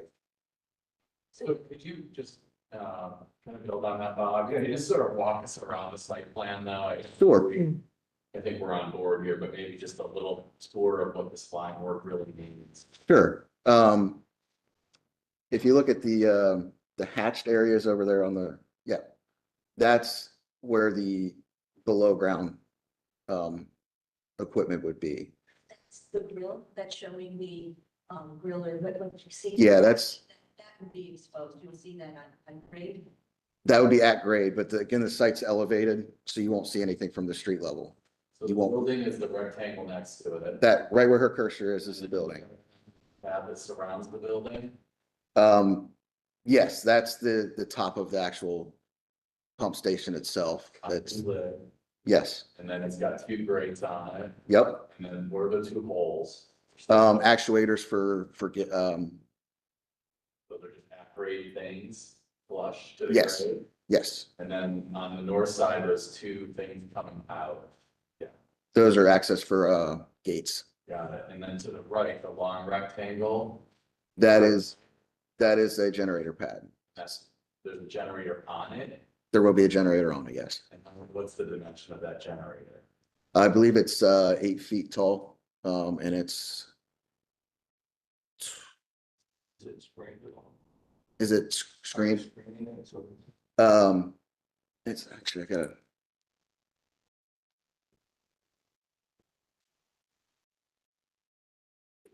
Looks like it's surrounded by bollards. Yeah. Right? Yes, it is. So it would be this gray like rectangle. That's not like a big it's almost like a trailer. Yeah, got it. So the whole thing is held up by a big stone wall. Is that right? Yes, there's a retaining wall around the site. Stone, precast, what's the material? It's precast. No, it's cast in place concrete.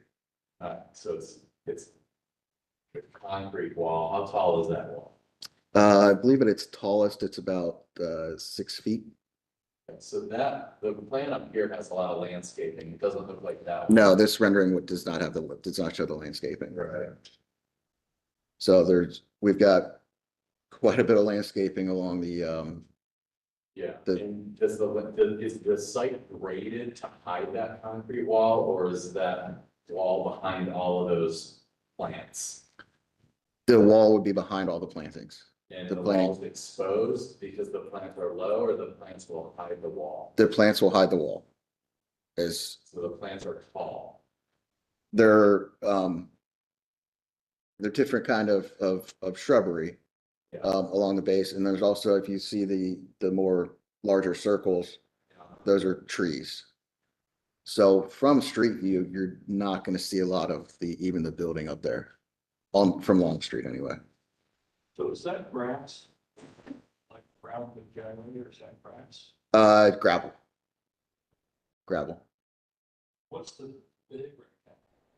What was it, like? Those are grass pavers. So that would be, those are grass pavers. So they're pavers so you can drive up them, but it's plantable grass. And you would get there from the north side there, park right down there. Yep. So you drive a truck up there, park up there, and that's where you would do service from on the grass pave. Yes, it's a steep drive, so a larger truck would, like, to clean the station out, we've situated it so the big dual axle cleaning trucks that you see can park along Spring Street to access it, because we couldn't, on this site is pretty tight to get a big truck like that up on top and turned around and backed out. What I'm having a little trouble with is that without really seeing an elevation that shows the relationship of all these parts, it's a little difficult to understand exactly how this is going to look. You know, and who would be able to see this? What are the different sight lines? And what's the relationship of these components? And I'm wondering, do other commissioners see the property? So where I live, I'm at Park's Edge. Okay. I can see it. Because it's on the other side and it's wooded. There's a lot of plantings around there. Okay. You see it along Long Street when you pass by, if you look over there, Right. but otherwise you don't know it's there. And then from Spring Street, I've seen trucks come in from that area. I mean, it's the opposite way. Right, that's westbound, yeah. It's the opposite way, but you see trucks come in and going into the area, but you don't really know where it is, and it just rains up. Yeah.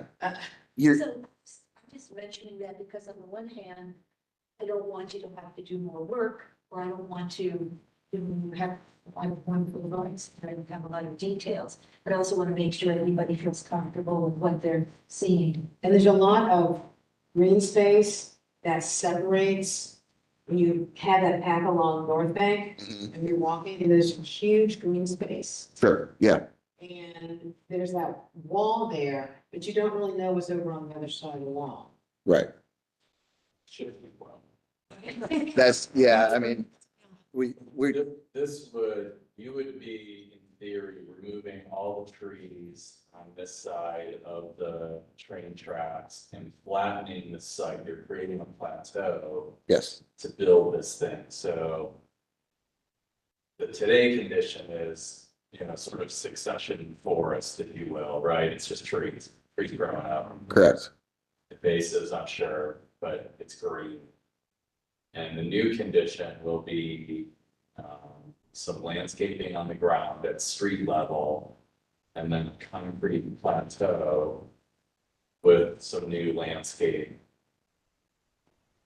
sort of frame.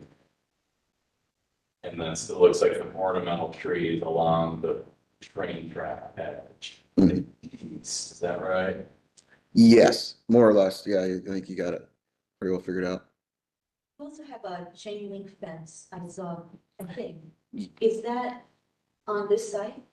Yes, it's along the top of the retaining wall, and then if you could zoom in on that. So there's a 6-foot retaining wall, there's a top of that. Yes, Are you building a new curb as a part of this project? It looks like on there, I'm seeing an old curb and a new curb. Am I reading that right?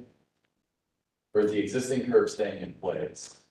I mean, we'll have to replace some of the curb because we'll impact it with the new storm sewers. Kind of what it looks like I don't know, can you point to the curb for us with your cursor? Can I do it? No. You can go straight. Sure. Does it look, I don't know, Bob, like to me, it looks like it's like way tighter to the north curb line than it needs to be, but I'm sure there's some geometry involved. So yeah, point to the curb, like trace the curb all the way around the project. And I swear I'm not trying to put you on the spot. So is that the curb or the landscape line? It's curb. Can you slide the whole drawing to the right a little bit? But I'm sorry, left, I do that all the time. It looks to me like this is the curb line. It's right here. Yeah, it is. That grass and that's your landscape line? Yes. Okay, because one of the things I'm getting is this is looking pretty close to the street. You got it, this is a harder run thing. There's a little bit more room here, so just wondering. One of the things because we can't get that big truck up on the site, we had to be a little. So that you can get it from the north side. Right, we had to be within 20 feet from this well grade to the street, we had to be within 20 feet. Yeah. I don't know, it's just sort of first glance at this, and cities need utilities, that's okay. I think you're gonna see it, I'm okay with that. I think the landscape plan looks way busier than it should. Meaning sometimes less plans is more. I think it might look more elegant and more simpler in nature. I know that's kind of a little wavy gravy or hard to, communicate this way, but I don't have any real beef with the project or the location. It's gonna be, it is what it is. But a simpler landscape solution with, a couple monoculture plant massings might do a better job placing this thing in the landscape or trying to naturalize around it or something, as opposed to sort of decorated or foundation plants that like you would a home or a garden. Yeah, I'm also wondering, I don't have a good sense of the relationship. There's that concrete wall or the retaining wall, and then there's a chain link fence on top of it. And I don't really have a sense of how tall that is, or if you're landscaping that, what will be screened and what won't.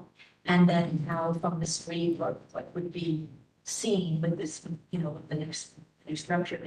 And then the pump stations inside, will they be visible at all? Will you see part of them? You will not even see them. The only thing that could be visible from the street are the electrical room and the generator. When you say the electrical room, you're talking about. The building itself, yeah, the building, yeah. So those will be visible, but I don't really have a sense of how tall this retaining wall is created, the slab that it's sitting, and then the slab that it's sitting on, and then the fencing. So I think what I would be interested in is to see whatever that is, if that could be landscaped and camouflaged and look as natural as possible, because I know you have to have all the equipment, you have to have these things, it has to be functional, but at least on the outside, it can be, maybe like, Jeff was saying, if the landscape plan's a little simplified, then maybe the budget would be more into the screening, the landscape screening, getting some height to it. I don't know, that's just a thought. I also consider, what is the face of the custom place property? Is there about the texture or? So, Four liner or something. Yeah, we can use a decorative form that would make it more like a split face look. I think that'd be nice to consider, just that visual experience from the streets. We're likely to see it at least for a while, so. Yeah. Till the plants grow up. I guess, is there any opportunity to explore other fencing options besides family? Yeah, we are looking at that for sure. More like a a more security fence, like a black, I don't know what the right terminology is. Wrought iron. Yeah, something look fancy, little bit, yeah, nice and fancy. More decorative. Yeah, Just fit in more contacts in the area. Mhm. yeah. I agree. This one, is north rotated on this one? Yes, north is to the right. North is to the right. This is that's to the bottom of the page is the AEP building. They're big. Tracks are. Tracks are, Yeah, thank you. yep, So this one's gonna hug Long Street, where Long Street goes low under the viaduct, like you mentioned. correct. This one's a little more hidden. It is. Yes. It is by the AEP building and the railroad tracks, Yeah. for sure. Same thing here, Trudy, right? Today it's kind of forested. It won't be. So, yeah, I mean, as much screening as we can do along the street side, and I would say to naturalize the planting a little bit more, or loosen it up, and as opposed to draw attention to the sort of formal residential style landscape. I don't know if that resonates with everyone else, that's just kind of, All these ideas are really great. I think what Jennifer said about, the replicating or making it's, that's. The retaining wall, yeah, yeah. Have some texture to it, Mhm. and a stone look to it. Right. And then the fencing, exploring other fencing that would maybe recede or be able to take on vegetation. And, and then again, planting, putting the budget in what's going to screen more as opposed to, like you said, making it more like it would be, we have a middle office building. That's more natural. Natural ones. yeah, maybe it's like, or like be on the wall, stopping it up. I think with that, we feel comfortable. Okay. And then I know you have the materials for the pump, for the electrical pump houses. Mhm. But do you have the color palette, or is that matching what you've done with other, The intent is to match the architecture in North Bank Park, so it looks relatively seamless. colors? Yeah, For the room and finish? yes. Is there anything else on this project that we should be looking at? I know you were landscaping certain areas that aren't where the pump stations are. Yeah, it's just planting trees that we're gonna, take out and growing grass. That's, Lighting, just gonna put it up in that. no. No, we don't have any site lighting on the sites. Something's lit up. Is there any siding? I don't believe we have any signage now. Yeah. And then What's your schedule? Um, We have like the easements, we don't need easements, which takes a long time for us to get. So now we are reviewing the plans and to make sure you guys are okay with our plans and we can move forward and get from like the permits from zoning and buildings.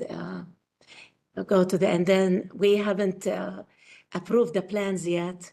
So we are like taking your, of course, comments, making these changes in landscaping, in the concrete wall, in the fence, all these things. We will make these adjustments. It's easy, like to adjust it and make these changes. And then, okay, that's fine if you want. conceptual review then, instead of a final review, and then you've heard our comments and you can come back. And then maybe when you come back, your drawings can focus just more on the things that we've spoken about. Sure. Just the buildings and the relationships that we're showing, the elevation of the building, like how that's sitting on the site, like one section, or just a view like that, what you would like. We can probably do a rendering of some sort. Yeah. Give you a good perspective. Bit more visual. So we have to explain where the road is, where the wall is, where the fence is. That would help a lot, I think, for us to understand. Sure. And any area that you're landscaping as well that you feel is important for feedback, when you just, you want to show us, that would be good too. Okay. Thank you so much.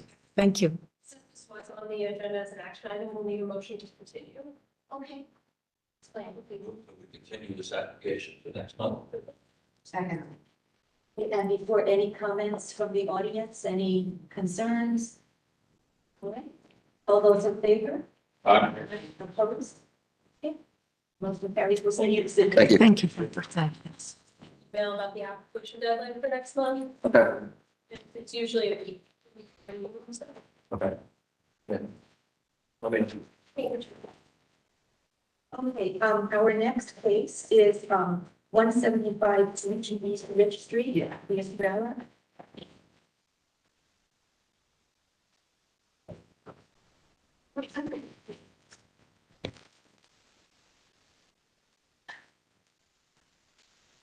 We're going to swear you in. Do you swear or affirm the testimony you are about to give today is the truth, the whole truth, and nothing but the truth? So say I do. I do. Thank you. And your name, and so we can Stanley Land, the developer. TJ McManus, I'm one of the project designers. Joe Berardi, architect. Okay, thank you. Okay. This is COA 25-0087 for 175 East Bridge Street. This proposal is located on the south side of East Bridge Street, east side of South 4th Street, and west of South Young Street. The applicant is seeking commission approval to demolish 4 potentially contributing buildings and the vacated portion of Zettler Street to begin site utility relocation in preparation for the Estrella project. Construction per submitted drawings. The applicant now owns all properties requested for demolition. Should approval be granted, the applicant anticipates the demolition to take approximately 3 to 4 months, with the utility relocation taking an additional 3 months. The site will be protected with a 6-foot tall construction fence with an opaque graphic scrim and be monitored by the general contractor who is anticipated to occupy office space nearby. Remaining construction documents for the new building should be completed concurrently with the demolition process in hopes of commencing construction in early 2026. Staff notes that this project was recently awarded transformational mixed-use tax credits from the state of Ohio. The proposal was most recently reviewed at the September 2024 Downtown Commission meeting, at which time the commission applauded the applicant, their responsiveness to previous feedback, and posed questions regarding the multi-level balcony experience and dumpster access. The previous staff report detailing conceptual evaluation of the proposed replacement was linked in your application materials. The submission includes a site survey, zoning plan, existing conditions photos, demolition site plan, details about the proposed replacement use, and a timeline for moving from demolition to construction, in addition to a site maintenance plan in the intro.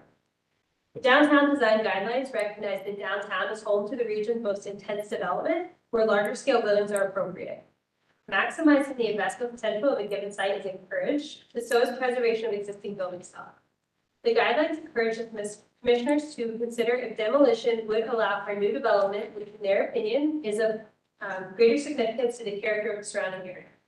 The guidelines also state that a COA should be issued for proposed replacement use for building prior to issuance of a demolition permit. In summary, the commission will need to determine if the proposed replacement building, in addition to the timeline for site maintenance plan, are sufficient for moving forward with an approval for demolition and utility relocation. The proposed replacement, as shown, is generally consistent with the recommendations of the downtown design guidelines, although final review and action on the building did not occur without a complete application for new construction. The commission should also discuss if the provision of a HABs light report is needed to document the buildings prior to their demolition.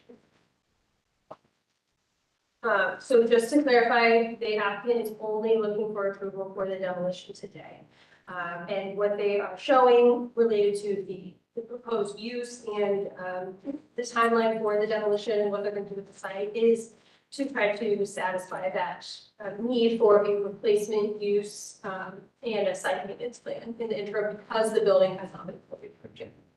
So we're focusing specifically on the demolition, but if they would like to give an overview, just a reminder of the building that's being proposed, talk about tax credits, things like that. But we're specifically being asked to act on the demolition today. Okay. And here are the materials provided. They provided a project summary, talking about that timeline and how the site will be maintained in the interim from demolition to the start of the new construction. Here is that site survey. This is the zoning plan, and you can see the areas proposed for demolition here. Yes. They have, Mr. Lane actually has property of, he has the deed for that property. Here are the existing fusion photos. And then they're showing this will be the part of the site that will be secured by that 6-foot construction fence. Once the demolition is completed, and this is the proposed site plan. This is again a reminder of the building that is planned to take place, of the buildings that are coming down, the elevations. And then here, I believe, is the information on that vacation of the alley. With that, we'll turn it over to the to discuss further. I guess maybe the first thing is anything architecturally or anything that changed from the last time we saw the project. Maybe you could, I know you're here just for demolition, but if there is anything that changed from last time, if you could discuss that. And then maybe after that, you can talk about, you know, the need for the demolition permit now in your timeline. Sure. So the design that you're seeing in this package has not changed since the last submission. We are exploring different materials. We're looking at different ways to articulate the taller residential tower itself. So the design iterative process is ongoing. We're not quite ready to present anything for final review just yet. We're still working through windows. We're working through what the exterior cladding is. We're trying to create a little bit more depth on the facade to add a little bit more character to the building, kind of create some shadow lines. I think that would really emphasize, you know, some of the architectural character of this tower and add a little bit of elegance to it. Outside of that, it's a lot of planning components. It's understanding the trash. I think that was mentioned just briefly. So we're looking at different planning strategies. We're really also exploring the utilities, and that's one of the driving factors behind us seeking the early demo. There's a lot of infrastructure that needs to be removed and replaced. There's a lot of consolidation considerations that we're looking at that are prolonging the process. And what we're really trying to do is expedite our development as much as possible. There's a lot of conversation that has been happening both locally and nationally regarding, you know, materials and, you know, different tariffs. So we're just trying to strategize how we can get the project moving on a much faster track so that we can start working through cost containment measures so that we can maintain the architectural appearance without compromising any facet of the project that we're looking at. So in general, it's basically just pursuing early demolition so that we can get lot consolidation, the drawer E process for the civil moving much quicker. So that would time up with our permit submission for the end of the year. Yeah, another factor that, well, thank you again, dear commissioner members. Yeah, so far, I think you guys already know our concept, and we feel very gratitude, appreciated for the concept review, and that's led us to the TMUD tax credit being awarded. For that, we have a timeline that we need to fulfill, meaning by January, February next year, our project need to start the construction to meet the requirement of the TMUD agreement. So that's why echoing Joe's comments earlier. So this demolition starting time is a crucial timeline for us to be able to move forward and get this project started. January, February next year was the sooner the better, but that's our general timeline. Can you explain the timeline? Like, for instance, you have the demolition, you have utilities, so because I think in the paper we talked about the timeline, like how many months it would take. Can you go over that? Yeah, so Yeah, my so, understanding is we have to get this demolition done before the cities start reviewing how the utilities are being relocated. And then we'll be working with the city to do the relocation work. And then the architect engineers will start the construction documentation process, which could take 6 to 9 months. Do you have the utility engineering complete? so that's actually in progress. We're working with Corda as the engineer of record, civil engineer of record. So our timeline is really looking at late March, early May, early April for a demo package to go into the city for the existing buildings that are shown there. Those are the ones that are really on the critical path so that we can get the soil borings completed. We can investigate subsoil surface conditions in the vacated alley as well.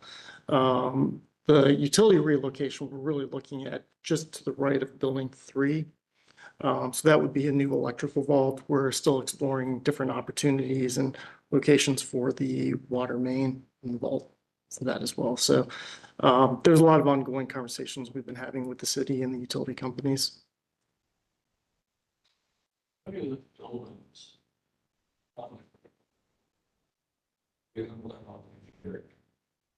We've got, I think I did one way to go before I can buy the idea of demolition. We have long standing, we don't approve demolition. Unless the replacement use is ready to go. Right. And approved. We've been very supportive of this project. I think it's a great project. Supportive. Really struggling. We've been burned so many times by approving demolition and redevelopment. Right. That I'm struggling with that. You can do soil borings, there's a lot of sites available. Knock holes in the building. I'm trying to figure out why we have to demolish the buildings ahead of approval of the. Well, I think for us, it just accelerates the opportunity for us to navigate the different processes that we have to go through with the city. So there's lot consolidation, there's the drawer E process, all of which could take, upwards of 6 to 9 months. And I think that we're just trying to hit things on a parallel track. Buildings have to be gone in order to do this. So we do. Designing stuff. So part of the conversation we've been having with the city is an as-built plan that needs to be submitted to the city for the utility relocation.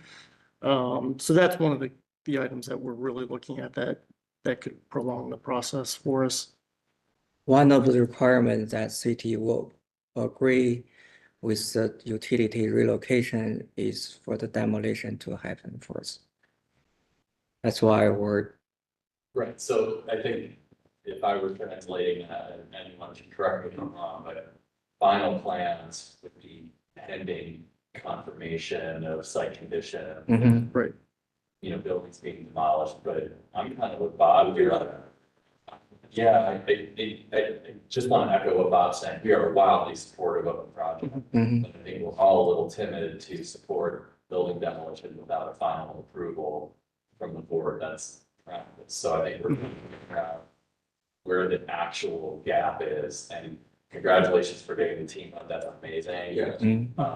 That's a huge step forward, and this is an incredible project. So I'm struggling a little bit here. I apologize, but.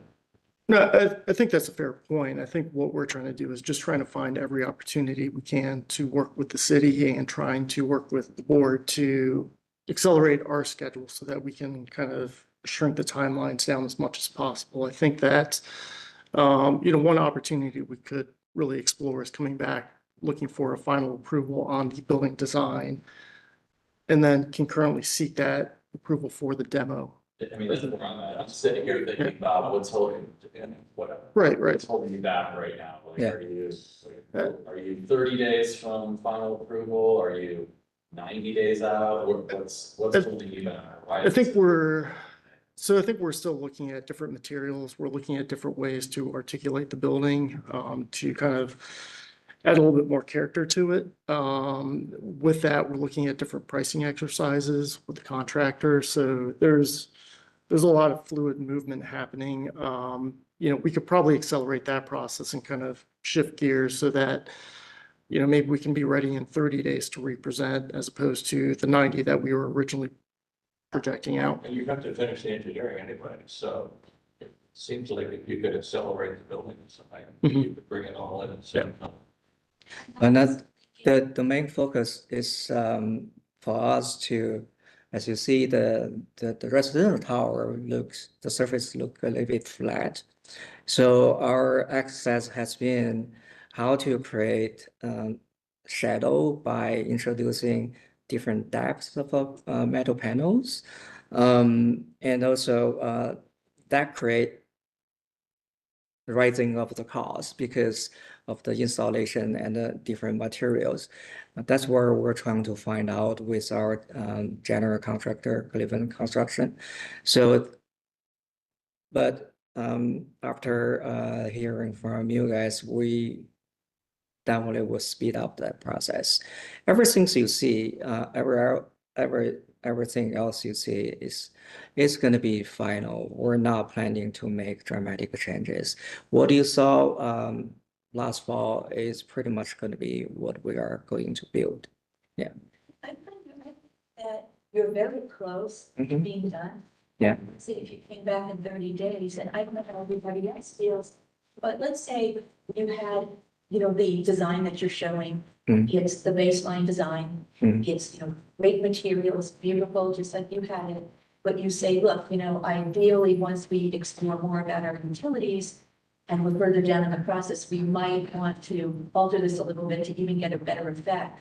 I mean, I think that if we're fine with, let's say, you're saying, hey, there's a spectrum of what we might do based on cost. We're saying, hey, this plan A is fine with how you have things on the facade. But yeah, you're trying to create this, and if we were able to, then we could do that. So maybe we could approve it.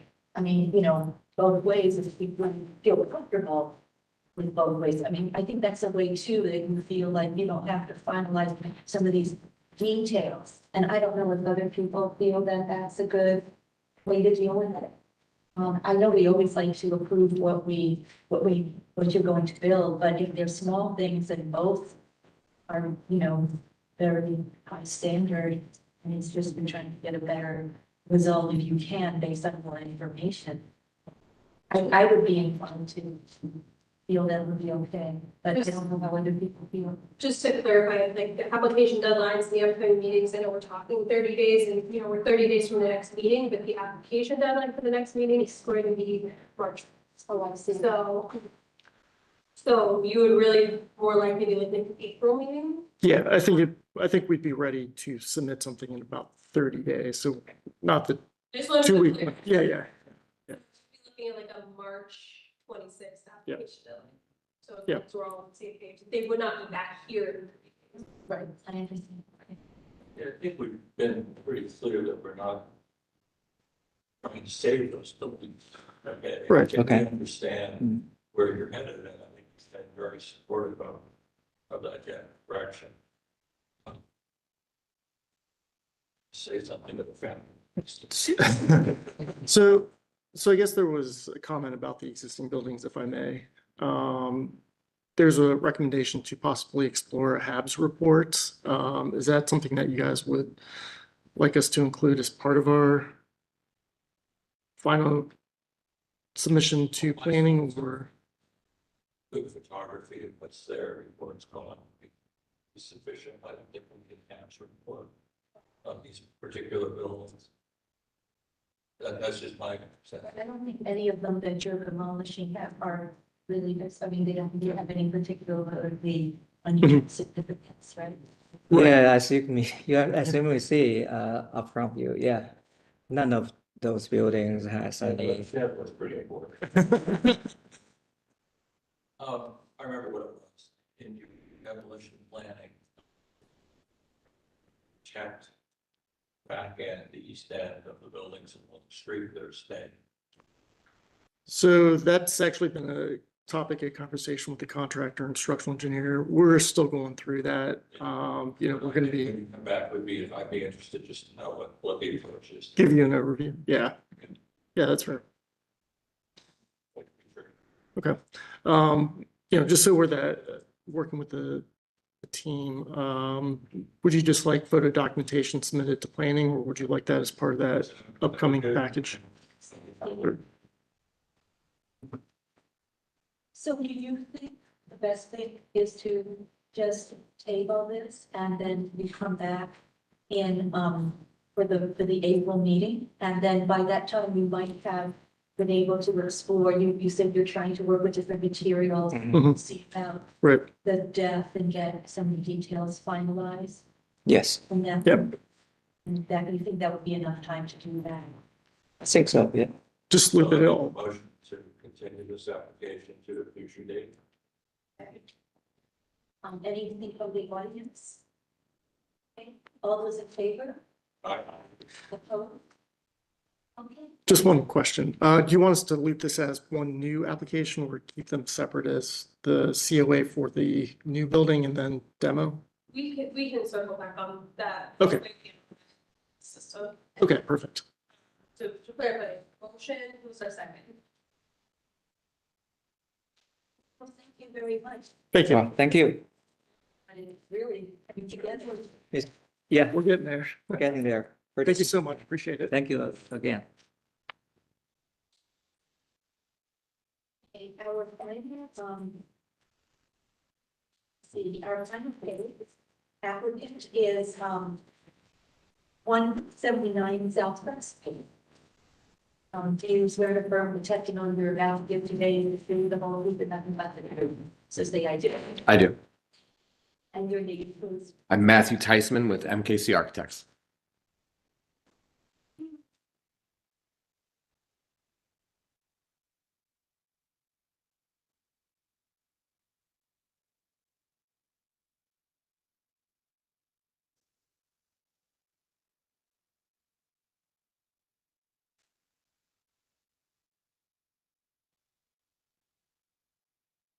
Thank you.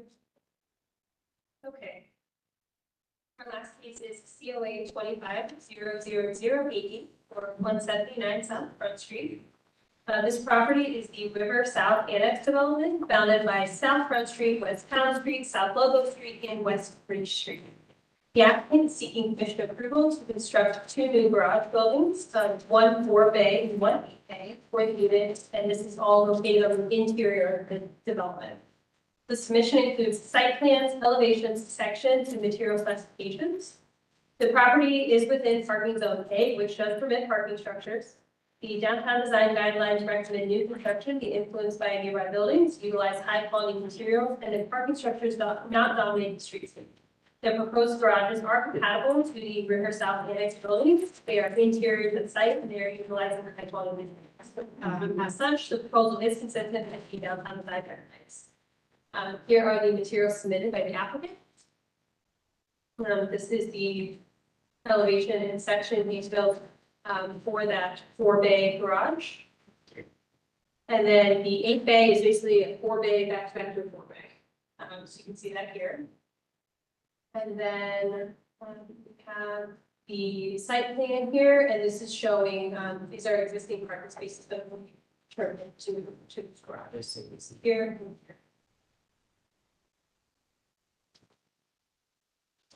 And the 4-bay garage is near what it used to be like the site utilities generator type space. And then you see the heat space here. And here are those elevation sections, and they have specified materials here. But again, consistent with the material of the architecture of the existing buildings. So with that, we can turn it over to our applicant. Great. Thank you, everyone, for your time today. I appreciate it. It's been a couple hours. I'm sure you're ready to go on to your lives, but thanks for your time. The owner is Lifestyle Communities. They do a lot of residences across the city. This particular plot is a perimeter-based lot with walk-up townhomes and then parking in the interior. The surface level parking lots are not very attractive. People are looking out up from their balconies or their rear windows and looking down on surface lots. So the owner would like to spruce up the parking lot by providing these parking garages. There'll be single occupant garages in these bays. The other reason is for safety and security, just to make sure that people feel their vehicles are safe overnight, and to provide additional storage space for each of the residences. The buildings are very similar to one another. Just one is kind of mirrored on itself. There's split face block at the water table with a stone detail, and then hardy board or hardy plank siding above that. That is consistent and matches the development itself, which has the split face block and the hardy board, all the entrances, asphalt shingles, and very traditional eave details for it. So again, the design is intended really to match more or less what's being provided on the property. It's the interior of the property. There's really no line of sight from any of the streets for this. It's just to improve resident experiences. Happy to answer any questions you might have.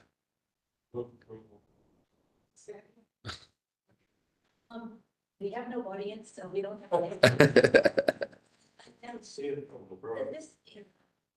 Will there be any parking other than this on those lots, or this is just replacing everything? Correct. Replacing everything and making sure we have fire access around. Okay, that's great. And then, like you said, the materials and the details, the lighting and everything that matches. It does match. We did not specify the lighting as part of the submission. We were working with the owner on that. I hate to admit it. I'm happy to send staff that lighting submittal and cover sheet. It will. Get them to this down. Correct. Okay. So, we have a motion. We already have a second, right? So all those, and with that condition about the lighting, all those in favor? Opposed? Okay, great. Well, thank you, everyone. Thank you very much, everyone. Really appreciate it. The staff approved application. So do I have a motion to approve the staff approved application? To approve the staff application. Second, okay. All those in favor? Great, and I think we are adjourned. We have the new business. Yes, we have the election of chair and vice chair. And Mr. Women did say he was okay with proceeding with that outcome. Being here today, he said that he's happy to continue in that capacity unless someone else is interested in doing it. So we did continue this from last month. So if everyone is comfortable, I think it would be best to go ahead and do this today, but that's up to you all. I move that we re-elect the chair and vice chair for the term. Second. Are you all those in favor? Aye. We